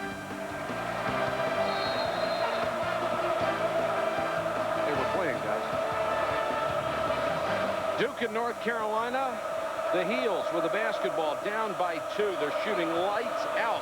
North Carolina 4 out of 5. Duke 6 out of 8. I think we're going to see a strong performance out of Chris Duhan tonight.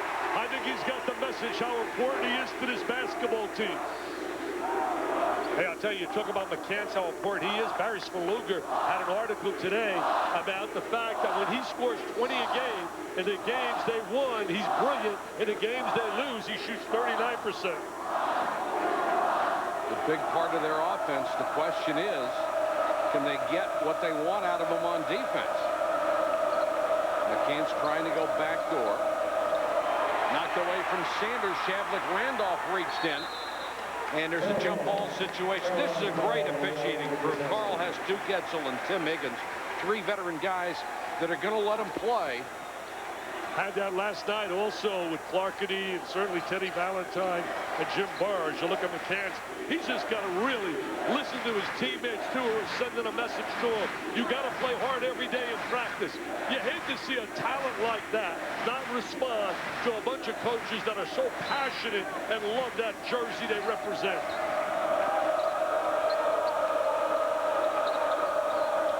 Sanders tries to get it inside, may have been tipped, and here comes Duhan on the run. Nice burst to the basket. It's blocked, and an offensive foul on Duhan. A little bit out of control, trying to be the aggressor. As you look at Coach K, Coach K did not even show up after the Florida State game for the post-game radio show. He was so long with his team after that game. Bob Harrison does a great job, and everyone waiting, and Coach K was more concerned about his team. Turnovers early. Ewing, nice move to get free. Hits the jumper. Well, if it hadn't been for turnovers, it'd be 30-30 by now. Nobody's missed a shot. I love the little guy. I think Felton's one of the elite 8 players in terms of diaper dandies in the country. Wonderful player. That pass too strong for Randolph. And what he's done now, Felton, is really improved his perimeter game, shooting 50% from out of the perimeter. I don't know if you've seen the kid Carmelo Anthony. I think he's the best freshman in the nation. Seen him on television. He looks pretty good. But I'll tell you one thing about Felton. Even when he wasn't scoring very many points and some of the fans were disappointed, this was when North Carolina was winning early in the season, and he was just delighted to be where he was. Yeah, and he was passing the ball exceptionally well. Great follow by Noel on the McCants miss. Let's join the 3rd member of our team tonight. Here's Jay Billis. Jay, how are you? Doing great, Mike. One of the big matchups in this ball game is the point guard matchup. Duke wants to really get out and pressure Raymond Felton. When he gives up the ball, don't let him get it back. They really think they can get into North Carolina's offense that way and take them out of transition. And on the other end, Chris Duhan has got to assert his leadership better with this team. He didn't start in this ball game. Coach K trying to push every button he can to get his junior playing better basketball. Jawad Williams hits a 3. Boy, I tell you what, they came with their shooting clothes tonight. What a nice penetration by Felton to create the open opportunity. And Williams has really responded. As you said earlier, 24 and 22 in his last 2 games. And North Carolina has hit all 4 of its 3-point shots. And Williams has 8 points so far in this first half. They lost a tough game to